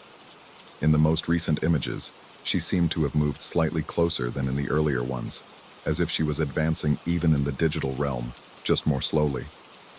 The shadow thing was changing too. In the earliest images, it had seemed to embrace her from behind. Now it stretched between her and the mural, like an umbilical cord connecting her to my creation. In the closest images, tendrils of it reached toward the camera lens. I sat in that coffee shop until closing time, nursing cold cups of coffee and trying to make sense of what was happening. The barista had to ask me twice to leave when they were closing. I apologized, gathering my camera and prints with numb fingers. Night had fallen, and the streets were largely empty as I made my way back to my apartment. Every shadow made me flinch. Every flicker of red light sent my heart racing. By the time I reached my door, I was drenched in cold sweat despite the cool evening air. Inside, I went straight to my computer and downloaded the new images. They appeared on screen exactly as they had on my camera. The red nun in various positions around the mill floor, always with that strange shadow thing attached to her. I selected one of the images, steeled myself, and sent it to my printer. The machine whirred to life. I watched, barely breathing, as the paper emerged. The image resolved itself slowly, like a developing Polaroid, and I found myself backing away from the printer as it worked. When the print was complete, I forced myself to look at it. The nun was gone from her position by the far wall. Instead, she stood directly in front of the camera, her habit filling most of the frame. The shadow thing billowed around her like smoke, reaching toward the edges of the photograph. And though her face remained hidden in the depths of her hood, I could feel her looking at me. Something compelled me to take one more photograph. I raised my camera with shaking hands and pointed it at the empty space of my apartment. The flash momentarily blinded me as I pressed the shutter. When my vision cleared, I looked at the image on the small screen. My empty apartment stared back at me, just my sparse furniture and blank walls. With a trembling finger, I sent the image to my printer. As the paper emerged, a high-pitched sound escaped my throat, something between a gasp and a whimper. The print showed my apartment, but I was not alone. The red nun stood in the corner of the room, the shadow thing spread across the ceiling above her. She was facing the camera, facing me, and though I still couldn't see her face, I knew she was smiling. I turned slowly, my heart thundering in my chest, to look at the corner of my room. There was nothing there, just the meeting of two white walls. I've moved out of that apartment. I've destroyed my camera and printer. I've tried to convince myself that it was all in my mind. Stress, exhaustion, perhaps even some toxic chemical in the paints I was using causing hallucinations. But last week I walked past an electronics store. In the window was a display of digital photo frames, cycling through sample images. As I glanced at them, my blood froze in my veins. For just a moment, between stock photos of sunsets and smiling families, I saw my mural, and standing in front of it, closer to the screen than should have been possible, was a figure in red, her shadow reaching out as if trying to break through the glass. I haven't slept properly since. I feel her getting closer with each passing day, moving toward me through every reflective surface, every screen, every photograph. Sometimes, from the corner of my eye, I catch a glimpse of red, or see a shadow move in a way shadows shouldn't. I've stopped taking pictures. I've covered all the mirrors in my new place. I've even put tape over my phone's cameras. But I know it's just delaying the inevitable. She's found a way out of that abandoned mill, out of my mural, and into the world. And she's coming for me. The really terrifying part? I'm starting to remember things. Flashes of memory from the days I spent working on the mural. Moments when my hand moved across the wall, guided by something other than my own will. Whispers that weren't just the wind. A presence that grew stronger with each stroke of red paint. I think I let her out. I think I created a door, and now I can't close it. And the shadow thing that's always with her? I'm becoming increasingly certain that it's mine.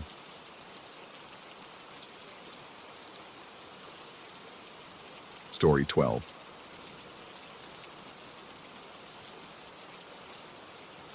The laughter is what bothers me most. Not the decapitated owl, not the broken cage, not even the yellow eye that visits me every night since it happened. It's that goddamn laughter. Human, but somehow not. Echoing in the recording, followed by the frantic beating of wings. A sound that shouldn't exist together. A sound that keeps me awake as I lie here in the volunteer quarters, waiting for that familiar tap at my window. It's been 6 nights since I found what remained of Artemis in Hangar C. 6 nights since everything I understood about the world crumbled like the rotted beams of this old sanctuary. I came to Ravenswood Bird of Prey Sanctuary 3 weeks ago, seeking solace from a life that had become unbearable after my divorce. The isolation of the sanctuary, nestled in the dense forests of northern Michigan, offered the perfect escape. The nearest town was 40 minutes away, cell service was spotty at best, and my only companions were the other 2 volunteers, Meredith and Carlos, and Dr. Elaine Winters, the ornithologist who ran the place. And of course, the birds. 27 raptors, each more magnificent than the last. Hawks, falcons, eagles, and owls, especially the owls. Artemis was a great horned owl, rescued after a wing injury left her unable to hunt effectively in the wild. Her yellow eyes held a wisdom that seemed ancient, otherworldly. Dr. Winters had assigned her to my care, and I spent hours each day feeding her, cleaning her enclosure, and simply sitting with her. There was something therapeutic about her silent presence, something healing, but now she's gone. The morning I found her remains plays on loop in my mind. I had arrived early to the hangar, coffee in hand, ready for the morning feeding routine. The metal door had creaked open with its familiar groan, but something felt off immediately. The air inside was colder than usual, despite the summer heat outside. And there was a smell, copper and rot and something else I couldn't identify. My body tensed before my mind caught up. Every muscle went rigid, my breath condensing in visible puffs despite it being July. The lights flickered when I hit the switch, casting erratic shadows across the concrete floor. I remember the sound of my heartbeat in my ears as I moved deeper into the hangar, past the empty cages where the birds would soon be returned from their overnight enclosures. Then I saw it, Artemis's cage door hanging open, metal twisted as if pried apart by something impossibly strong. Blood spattered the bars in abstract patterns.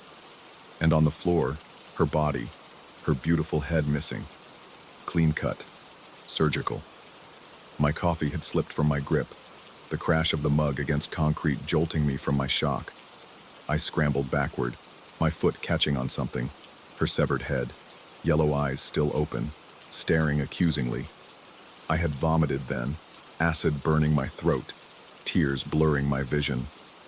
With trembling hands, I'd pulled out my phone, called Dr. Winters. My voice had sounded foreign to my own ears as I tried to explain what I'd found. She arrived 15 minutes later with Carlos and Meredith in tow. Their faces had drained of color when they saw the scene. Dr. Winters had mentioned the security camera, a recent installation after concerns about poachers. We gathered in her office, huddled around her computer screen as she pulled up the footage from the previous night. The video showed nothing unusual for hours, just the dimly lit interior of the hangar, cages intact, birds settled for the night. Then, at 3:17 a.m., the screen had gone black. No visual, but the audio continued recording. Silence at first, then the sound of metal bending. A soft hooting. Artemis, disturbed from sleep. And then it came, a laugh, starting as a low chuckle, building into a high-pitched cackle that raised the hair on my arms. The laughter cut off abruptly, replaced by the frantic beating of wings. Not the panicked flapping of a captive bird, but something heavier, more powerful. then silence again. We had sat in stunned horror, Carlos suggesting a break-in, Meredith wondering if it could have been a disgruntled former volunteer. But Dr. Winters had gone pale, her hands shaking as she closed the laptop. There was something she wasn't telling us. I could see it in the way she avoided eye contact, in how quickly she dismissed us with instructions to secure the other birds and check for signs of forced entry. That night was the first visit. I had been lying awake in my quarters, a small cabin about 100 yards from the main facility. The sanctuary was quiet except for the distant hooting of wild owls and the rustle of wind through pine needles. Sleep seemed impossible, my mind replaying the gruesome discovery, the unsettling audio, Dr. Winters' strange reaction. The tap had been so faint I almost missed it. A gentle scratch against my bedroom window. I had frozen, telling myself it was just a branch or perhaps a bat disorientated by the night. But then it came again, more deliberate. I remember the cold sweat breaking out across my forehead as I slowly turned toward the window. A yellow eye stared back at me through the glass, identical to Artemis's but impossibly large, the size of a dinner plate. It blinked once, a transparent membrane sliding sideways across the gleaming orb. Then it was gone, leaving only darkness. I convinced myself it was a hallucination, born of trauma and exhaustion. I took a sleeping pill and forced myself into unconsciousness. The second night, I prepared. I closed the blinds, wedged a chair under my doorknob, even considered asking Carlos to bunk with me but decided against it. How could I explain my fear without sounding deranged? I lay awake, watching the digital clock tick over to 3:17 a.m., the exact time from the recording. The tapping started, not at my window this time, but at my door, gentle at first, then growing more insistent. The chair under the knob began to vibrate. I buried myself under my blankets like a child, heart thundering so loudly I was sure whatever was outside could hear it.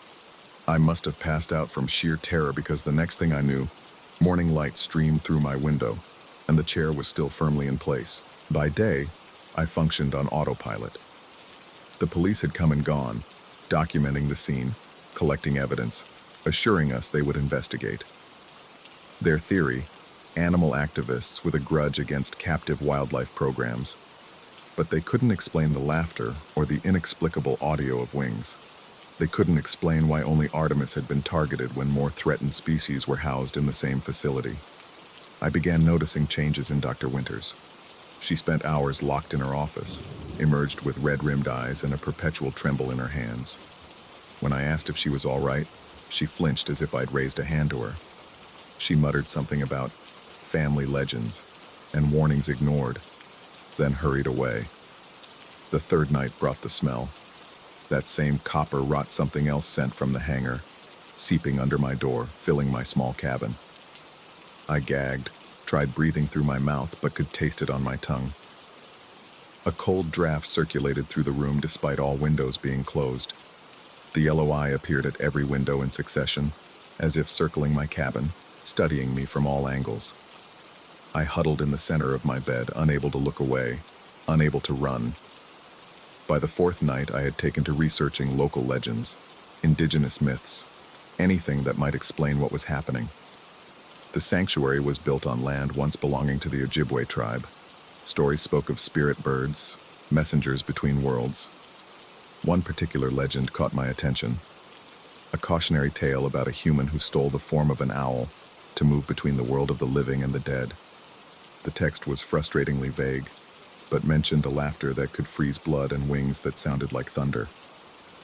I approached Carlos with vague questions about local folklore, careful not to reveal my true concerns. He regarded me with obvious suspicion, mentioned that I seemed on edge lately.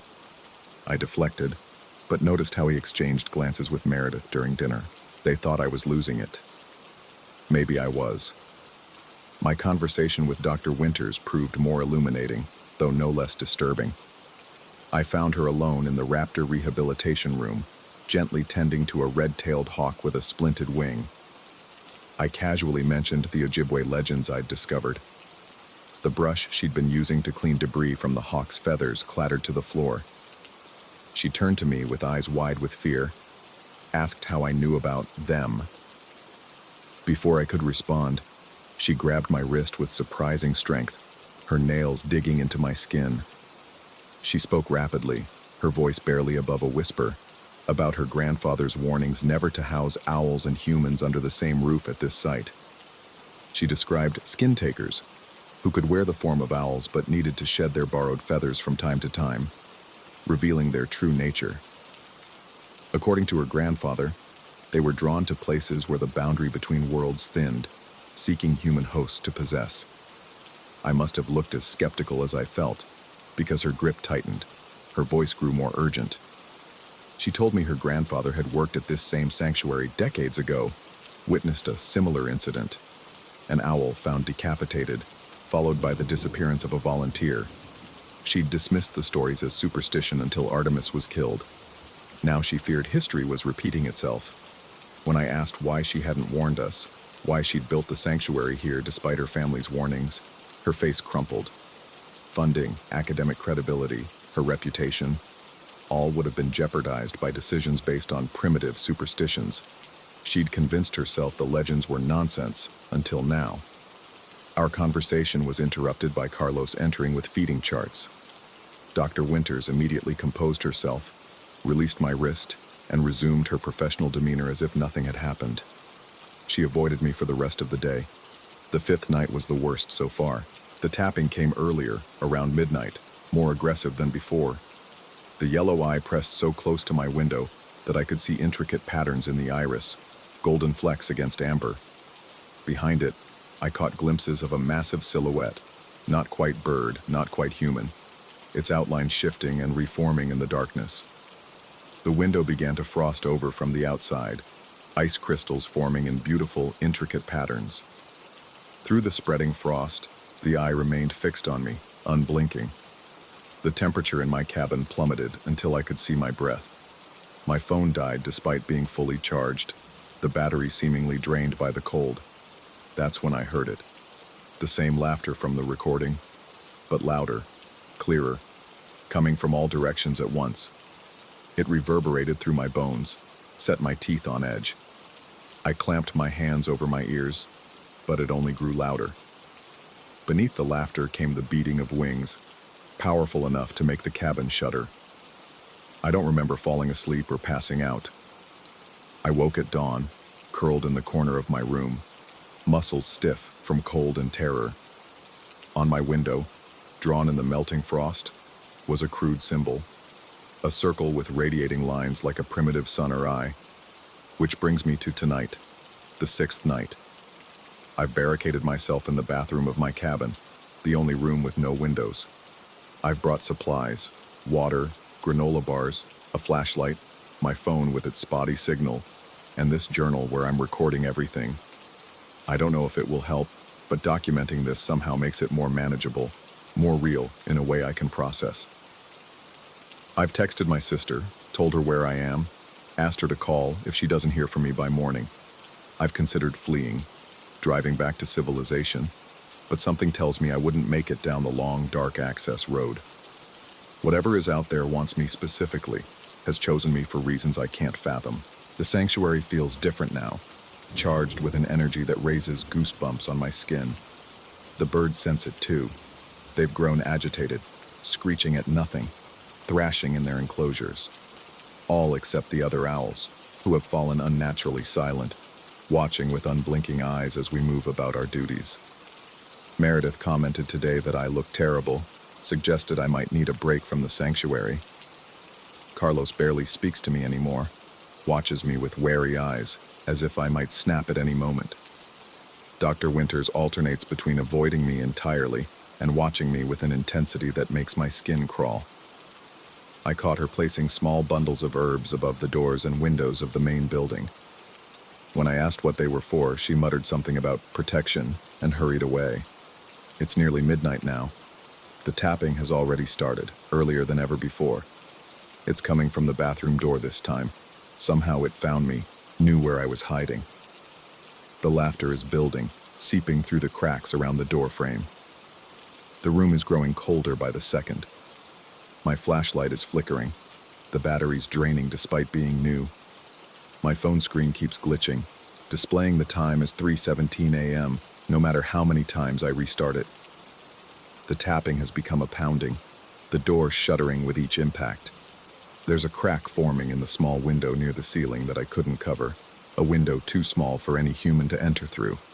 The crack is spreading, branching like veins across the glass. Cold air whistles through it, carrying that now familiar scent of copper and rot. I press myself against the far wall, clutching my useless phone like a talisman. The pounding stops abruptly. Silence descends, heavy and expectant. Then a soft scraping sound from the window, like talons against glass. I look up, unable to stop myself. A yellow eye peers in, pupil contracting as it focuses on me. Around it, I can make out feathers giving way to something like skin, too smooth, too pale. The glass finally shatters, fragments raining down around me.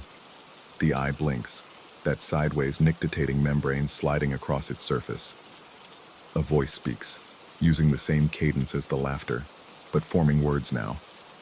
Words that seem to bypass my ears and materialize directly in my mind. It knows my name. It knows what I fear. It knows why I came here, running from my past. It tells me we are the same, both seeking escape, both willing to wear masks to hide our true selves. It offers understanding, offers transformation. The air around me vibrates with potential. My reflection in the fragments of glass scattered across the floor shows my eyes beginning to change, flecks of yellow blooming in my irises. My shadow on the wall doesn't match my huddled form. It stretches, elongates, sprouts what could be wings. I understand now. Artemis wasn't the victim. She was the vessel, used and discarded. The laughter in the recording wasn't from what killed her, but from what emerged from her. As my skin begins to prickle and itch, as feathers push through pores along my arms, as my mouth hardens into something resembling a beak, I wonder who will find my discarded human parts tomorrow. I wonder whose eyes they'll see when they review the security footage. I wonder if they'll recognize my laughter. And I wonder who will be waiting at their window tomorrow night, watching with newly yellow eyes. Story 13. And the first time I heard my own voice calling up from beneath the water's surface, I convinced myself it was just an echo. An acoustic anomaly born from the curved concrete walls of the abandoned Blackwater Dam. But echoes don't call you by name. Echoes don't know your deepest fears. And echoes certainly don't whisper about the things entombed in 50-year-old concrete while you're trying to sleep. I've been stationed at this decommissioned hydroelectric facility for 3 weeks now. The environmental impact assessment was supposed to be straightforward. Evaluate structural integrity, test water and soil contamination levels, draft recommendations for either restoration or demolition. Simple, clinical, the kind of job I've done a dozen times before. What the assignment brief failed to mention was the suffocating isolation. Cell service disappeared 10 miles back on the logging road. The nearest town is a 4-hour drive through dense forest. Just me, my equipment, and this massive concrete monolith that seems to breathe in the darkness. The dam itself is an architectural relic, a brutalist structure jutting from the mountainside, holding back a reservoir that gleams like obsidian under the moonlight. In daylight, it's merely imposing. At night, it becomes something else entirely, a threshold between worlds perhaps. I first noticed something was wrong on day 4. While collecting water samples from the reservoir's edge, I felt a distinct vibration through the metal sampling rod, not the typical resistance of water and sediment, but something rhythmic, almost like a pulse. I dismissed it as a minor seismic event, common enough in this region. The instrument readings showed nothing unusual. That night, I woke to what sounded like fingernails scratching against the canvas of my tent. The forest surrounding the dam is known for its wildlife, so I initially attributed the sound to some nocturnal creature. But when I unzipped the tent flap and shined my flashlight into the darkness, what I saw made my blood run cold. Perfect circles of muddy footprints surrounded my tent.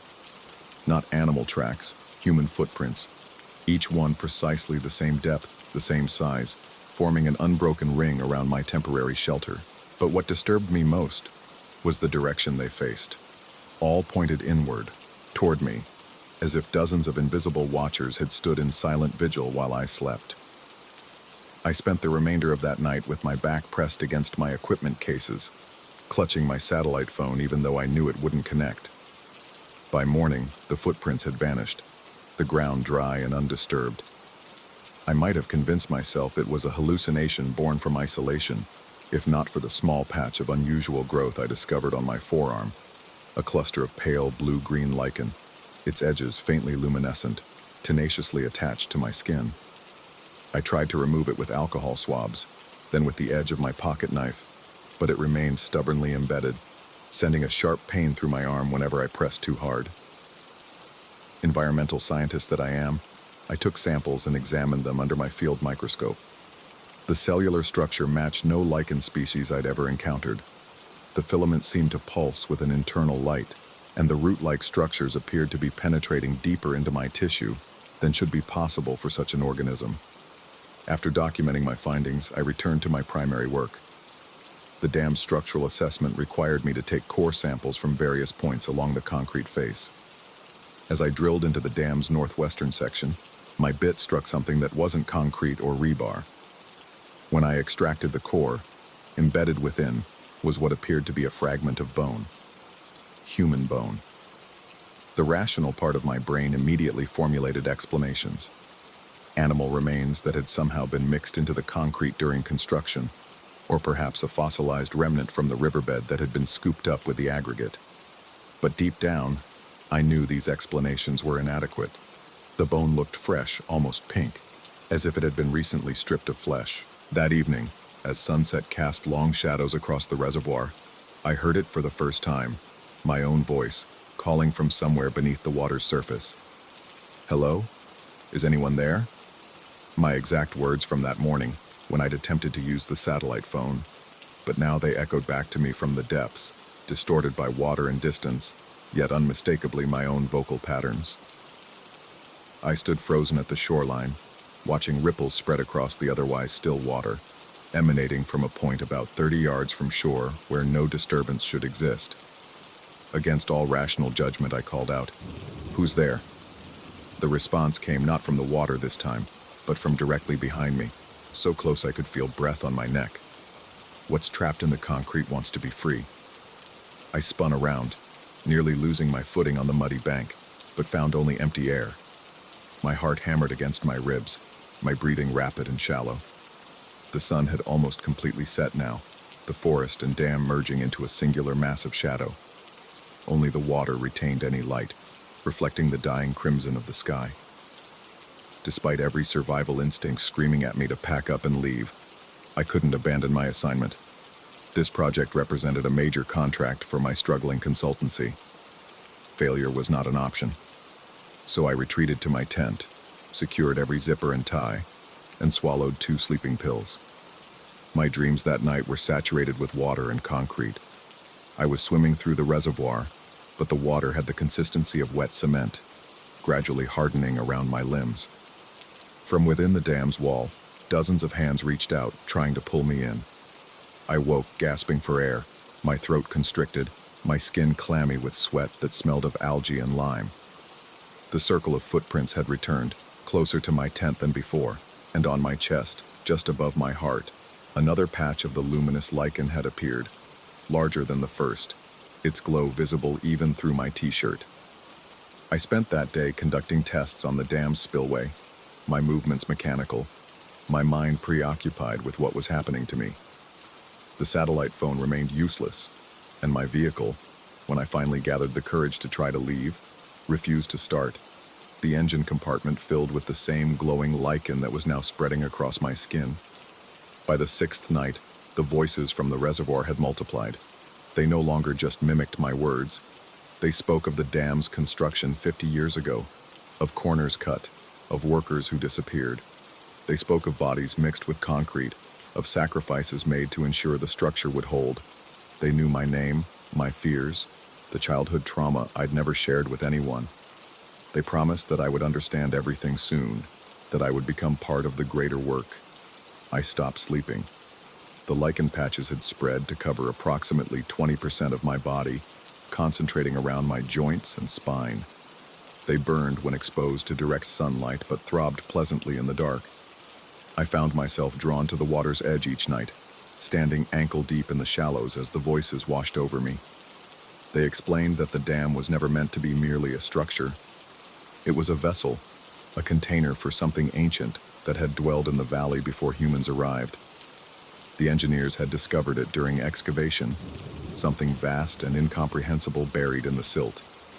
Rather than halt construction, they built around it, encasing it in thousands of tons of concrete, believing it dead or dormant. They were wrong. For 50 years it had been absorbing the pressure of the water, the trace minerals, the organic matter that flowed into the reservoir, rebuilding itself molecule by molecule. The decommissioning of the dam had been the final insult, the threat of demolition an existential crisis. It needed an ambassador, a bridge between worlds. It needed me. On what I believe was the 10th day, my sense of time having become increasingly unreliable, I made a discovery that shattered what remained of my skepticism. While examining the dam's main drainage culvert, my headlamp illuminated something embedded in the concrete wall, a human hand, perfectly preserved, reaching outward as if frozen in a final, desperate attempt to escape. The sight sent me scrambling backward, my equipment clattering down the sloped concrete floor. As I watched in horror, the fingers of the hand began to move, slowly curling inward before extending again in a beckoning gesture. I fled back to my camp, threw essential belongings into my backpack, and began hiking down the access road, determined to reach civilization even if I had to walk the entire 40 miles. I made it less than 5 before the rain started, thick, viscous droplets that seemed to target the lichen patches on my skin, causing them to grow exponentially upon contact. With each step, my joints became stiffer, my movements more labored, my thoughts more fragmented.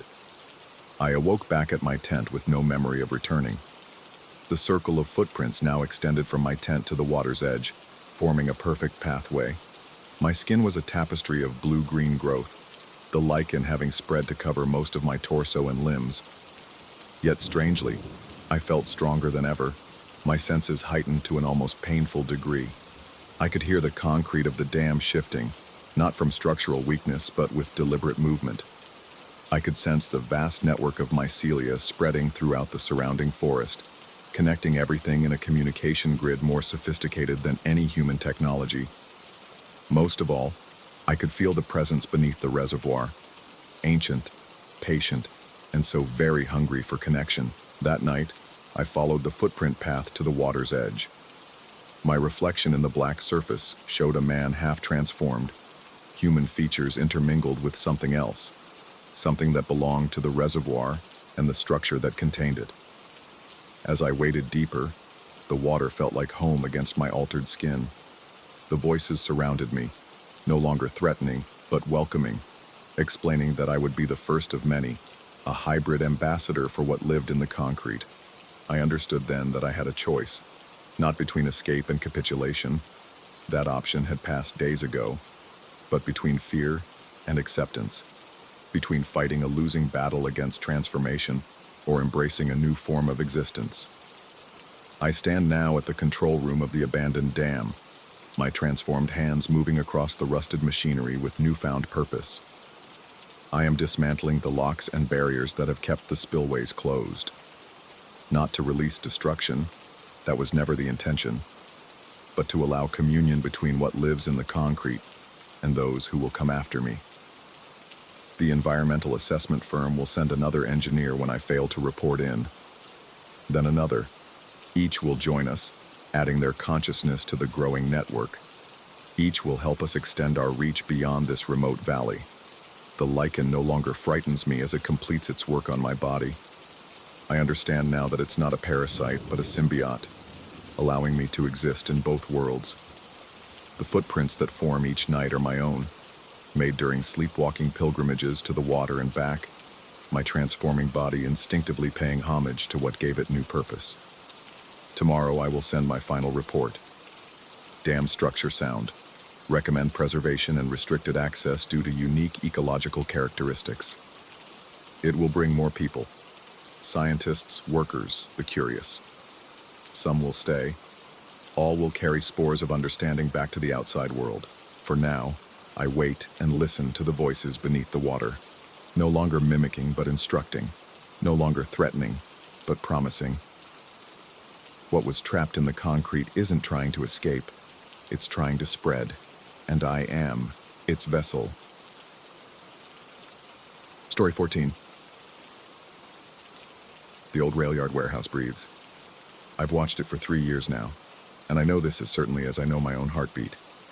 The corrugated metal walls expand and contract with the night air. The rusted beams creak like arthritic joints. And sometimes, just sometimes, I swear I can see the concrete floor pulse like a giant, sleeping chest. Tonight, as I make my rounds at 2:57 a.m., something feels different. The building isn't just breathing, it's hungry. My name is Daniel Mercer, and I've been the night watchman at the abandoned Westlake rail yard for 3 years, 2 months and 17 days.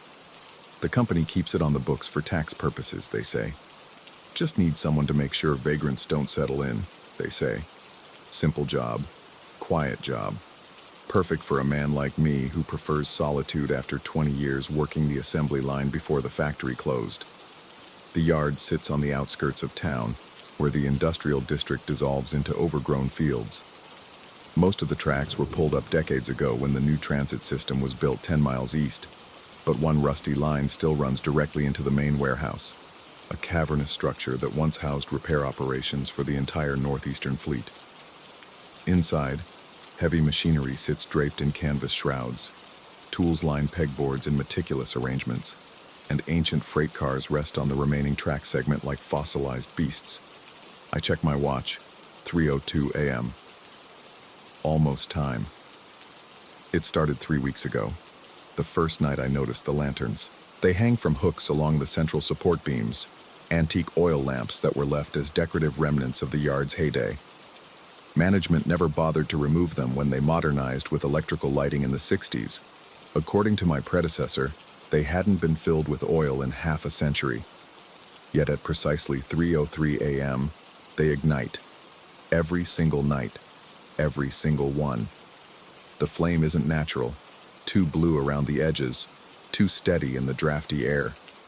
I've checked for gas leaks, for electrical shorts, for any logical explanation. I've examined the wicks, searched for hidden mechanisms, even set up a camera that mysteriously records nothing but static during those crucial minutes. My watch beeps softly. 3:03 a.m. Right on cue. The first lamp flickers to life at the far end of the warehouse, then the next, and the next, a cascade of ghostly blue flame crawling toward me, illuminating the warehouse in sections like a slow-motion lightning storm. My skin prickles with goose flesh despite the summer heat, sweat beating cold along my spine as the unnatural light reflects off the dormant machinery. I force myself to breathe, to remember why I'm still here. The pay is good, better than it should be for watching an empty building. I need 3 more years before retirement. And who would believe me anyway? Middle-aged men who report ghost lights get psych evaluations, not sympathy. But last night was different. Last night, something changed. I had been late starting my rounds. A storm had knocked out power to the security office, and I'd spent 20 minutes resetting breakers. As I finally entered the main warehouse door at 3:02, I heard it. The unmistakable shriek of metal on metal, the pneumatic hiss of brakes engaging, the sound of a train stopping directly behind me. There are no trains anymore. Not here. Not for years. The noise had vibrated through my bones, so loud and present it couldn't be imagination. But when I spun around, the doorway I'd just walked through was gone, replaced by solid wall, aged and rusted like it had been there for decades. Above me, where the vaulted ceiling should have stretched into darkness, long parallel gouges appeared, as if carved by massive claws. And from these wounds, a thick black substance dripped, not oil, not water, something that moved with apparent purpose, forming rivulets that flowed along the metal beams rather than simply falling. I had fled then, finding another exit and locking myself in the security office until dawn. Today my supervisor called, asked if everything was all right, said the motion sensors had picked up unusual patterns of movement throughout the building last night. I lied, told him a stray cat had somehow gotten in. He seemed satisfied, but before hanging up, mentioned that the company president would be visiting next week, first inspection in over a decade. They were considering redevelopment options. Now, standing in the blue glow of the impossible lanterns, I feel my heart hammering against my ribs. I should leave. Call in sick tomorrow, find another job. But I need to know, need to understand, need to prove to myself I'm not losing my mind. I force my trembling legs to carry me deeper into the warehouse. The layout I've memorized over 3 years suddenly seems different. Aisles longer, ceilings higher, shadows deeper. The temperature drops with each step, my breath forming clouds despite the July heat outside. My flashlight beam catches something that stops me cold. The wall of tools, hammers, wrenches, screwdrivers, pry bars, has changed. Where they once hung in simple, ordered rows, they now form an elaborate pattern. From where I stand, it looks almost like a diagram, the kind you'd see in medical textbooks. The silhouette of a human body, splayed and sectioned, each tool positioned precisely where organs and joints would be.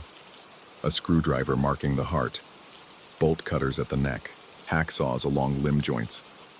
My stomach churns as I approach, flashlight beam shaking wildly with my trembling hand. The tools are rusted beyond use, edges dulled except where they've been recently sharpened, the cutting surfaces gleaming in the lantern light. And beneath this macabre display, a workbench has been pulled into position, clean, prepared, waiting. The sound of my pulse floods my ears as I back away. This can't be happening. The rational part of my brain insists there must be an explanation. Vandals, a prank, my own exhausted mind playing tricks. But deep in my gut, in that animal part of the brain that recognizes danger before conscious thought can name it, I know I'm not alone in this building. I turn to leave and freeze. 20 feet away, where the main aisle should lead to the exit, stands a freight car I've never seen before. Ancient wood, peeling paint, windows like dead eyes. It blocks my path completely. The car sits on tracks that shouldn't exist, that weren't there when I walked in minutes ago. My breath comes in shallow gasps now, lungs refusing to fill properly. I spin around, looking for another way out, and see that the warehouse has shifted. Walls where there should be openings. Machinery moved from its decades-long resting places. The building has reconfigured itself around me, becoming a maze with no exit. A sound breaks the silence, a distant metallic groan followed by rhythmic clicking.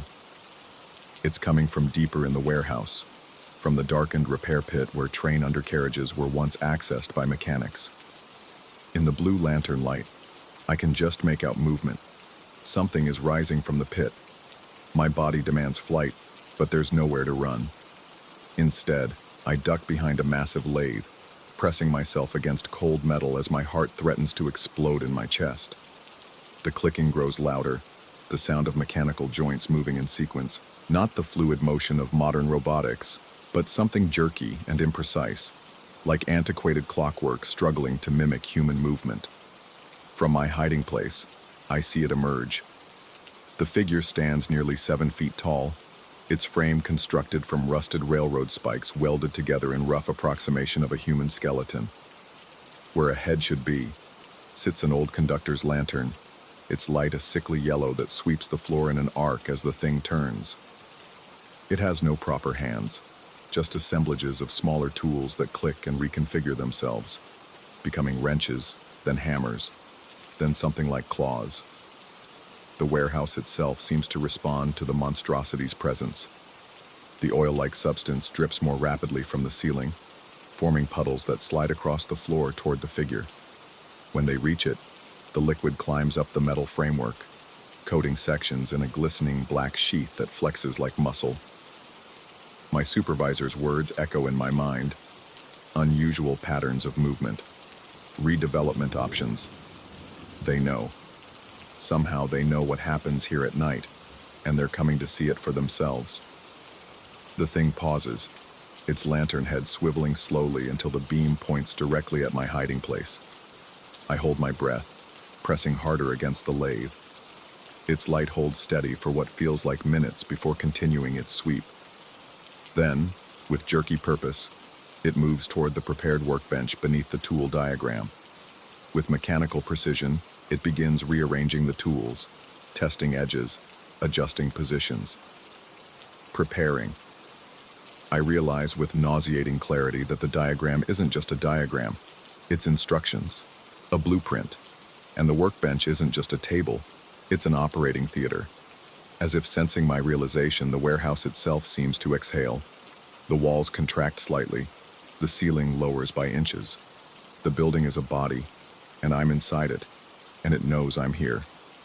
The mechanical entity pauses in its work and straightens. From somewhere deep in its framework comes a sound like escaping steam, a sighing, whistling noise that gradually forms into words. Daniel Mercer, it hisses, my name barely recognizable through the mechanical distortion. Night watchman, employee 7732B. My blood turns to ice. It knows me. How does it know me?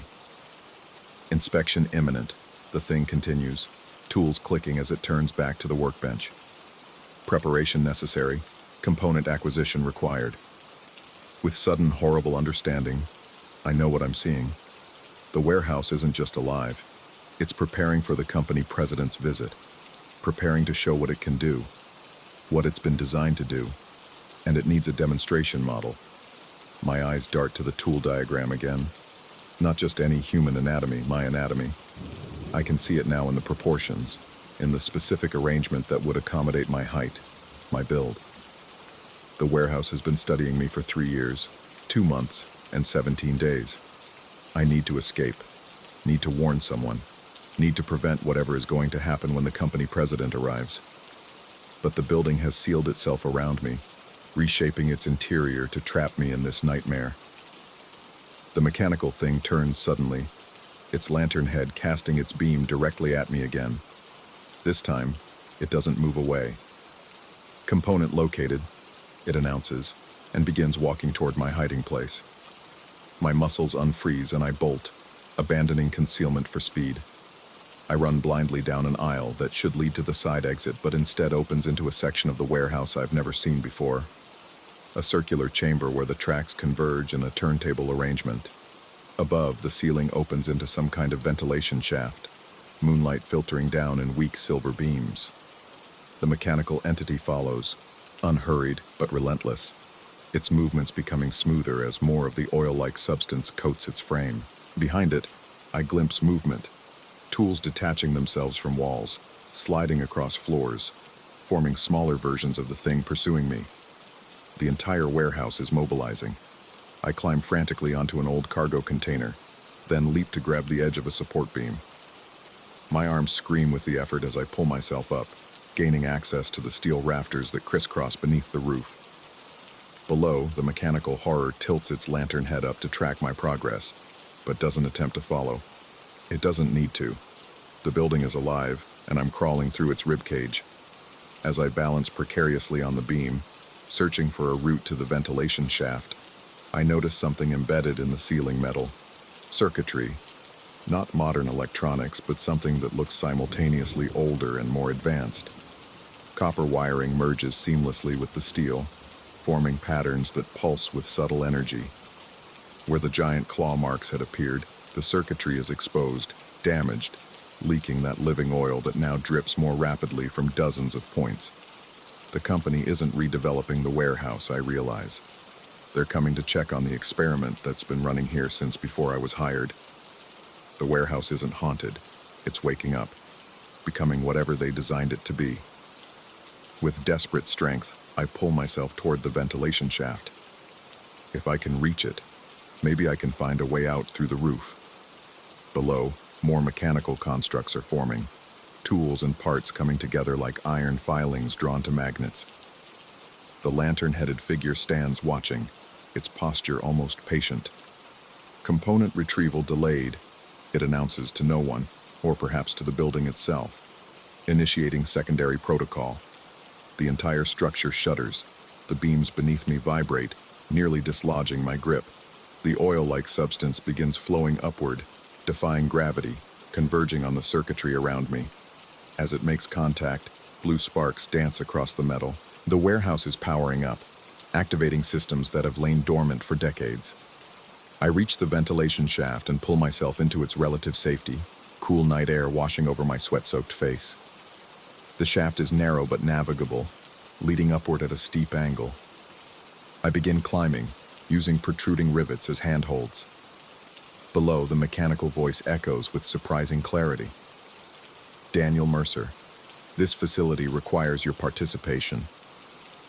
I climb faster, ignoring the burning in my muscles and the stinging cuts on my palms from the sharp metal edges. Just a few more feet to the roof access.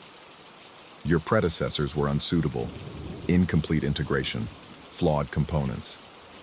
My predecessors?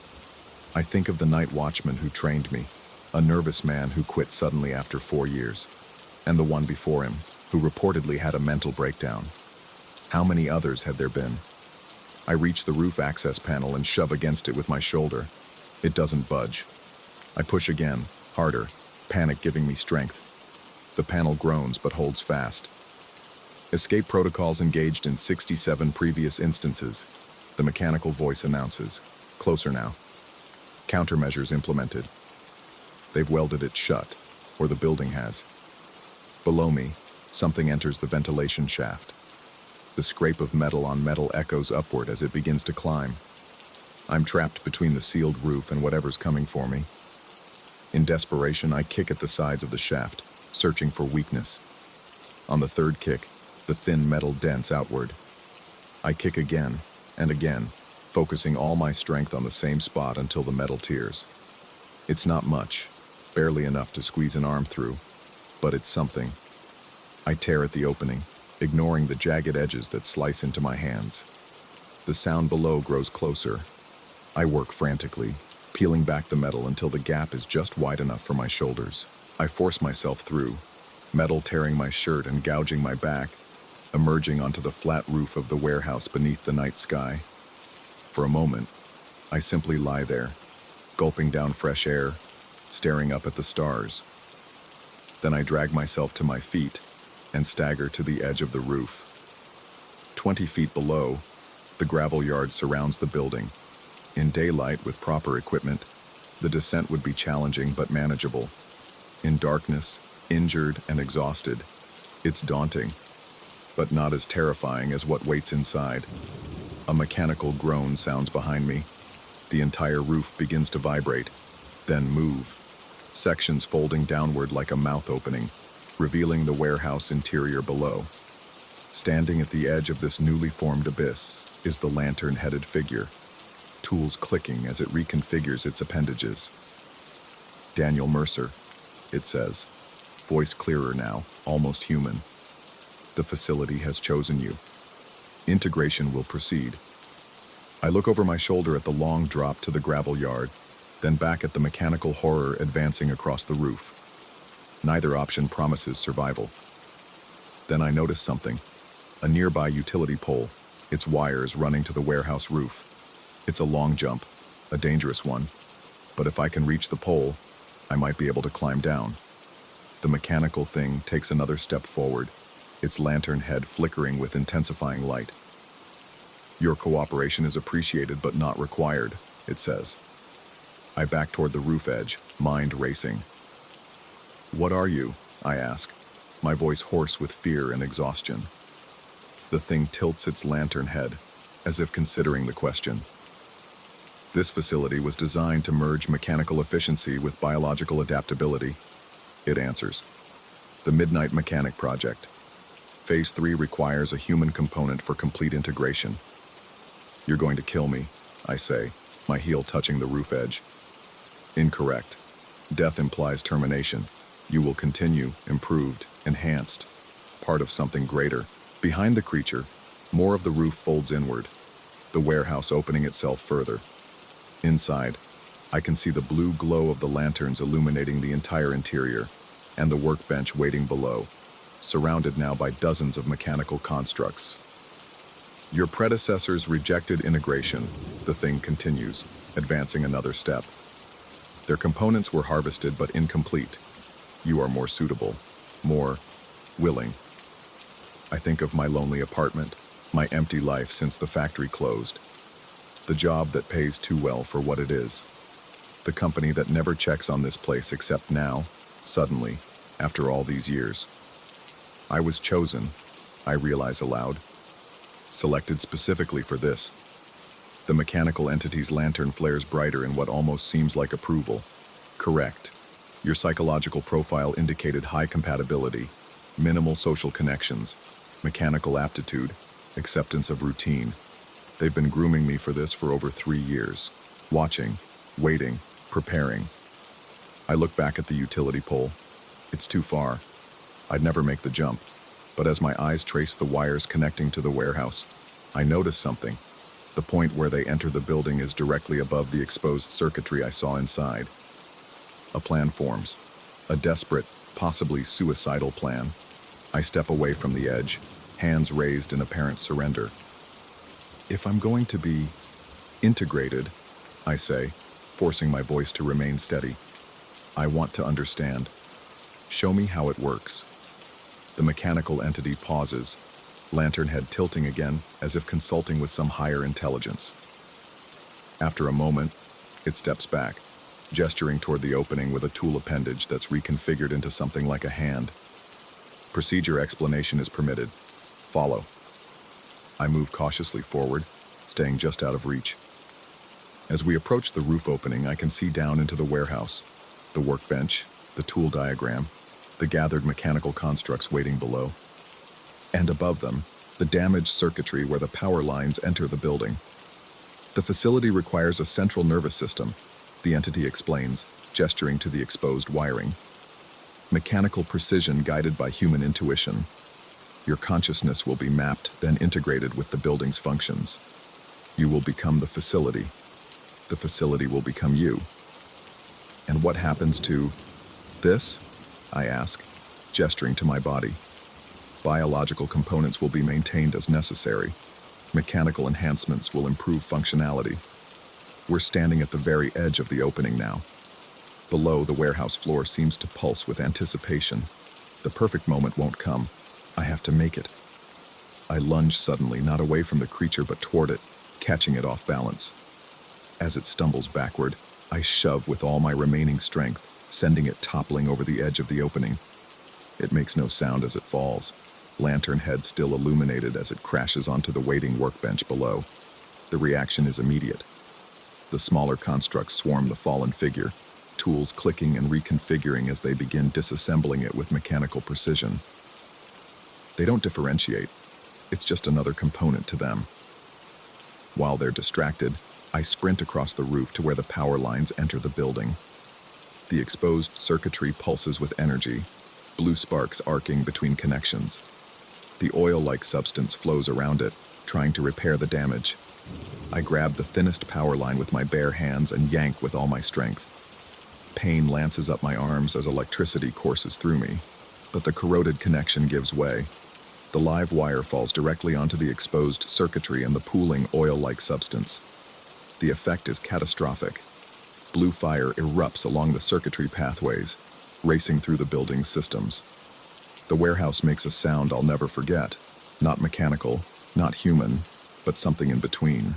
A scream of rage and pain and confusion. I stagger back as sections of roof begin collapsing. Below, the mechanical constructs freeze, then fall apart into their component pieces. The lanterns flicker wildly, then extinguish all at once, plunging the interior into darkness, except for the spreading blue electrical fire. I run, across the roof, down an exterior maintenance ladder I'd never noticed before, across the gravel yard to my car. Behind me, the warehouse continues to make that terrible sound as its systems overload and fail. I don't go back to my apartment. I drive straight to the police station, babbling about mechanical monsters and living buildings until they call in a psychiatrist. By morning, my story has evolved into something more believable. Trespassers in the warehouse, vandals who attacked me, an electrical fire I barely escaped. They find nothing, of course. When the fire department reaches the warehouse, They discover only an empty building, damaged by what appears to be an electrical fire. No lanterns, no tools arranged in human diagrams, no mechanical horrors. The official report cites faulty wiring and possible hallucinogenic mold exposure to explain my delusions. I quit my job by phone, move to another state, start over. But sometimes, in my dreams, I'm still there. And in those dreams, I made a different choice. I accepted integration, became one with the warehouse, its systems merging with my consciousness, expanding my awareness across metal and wire and machinery. And in those dreams, I'm still there, waiting. Patient as only a building can be, watching the new night watchman make his rounds, checking my breathing, monitoring my pulse. After all, the company has already selected a replacement. All facilities require maintenance, and at precisely 3:03 a.m. I light the lanterns.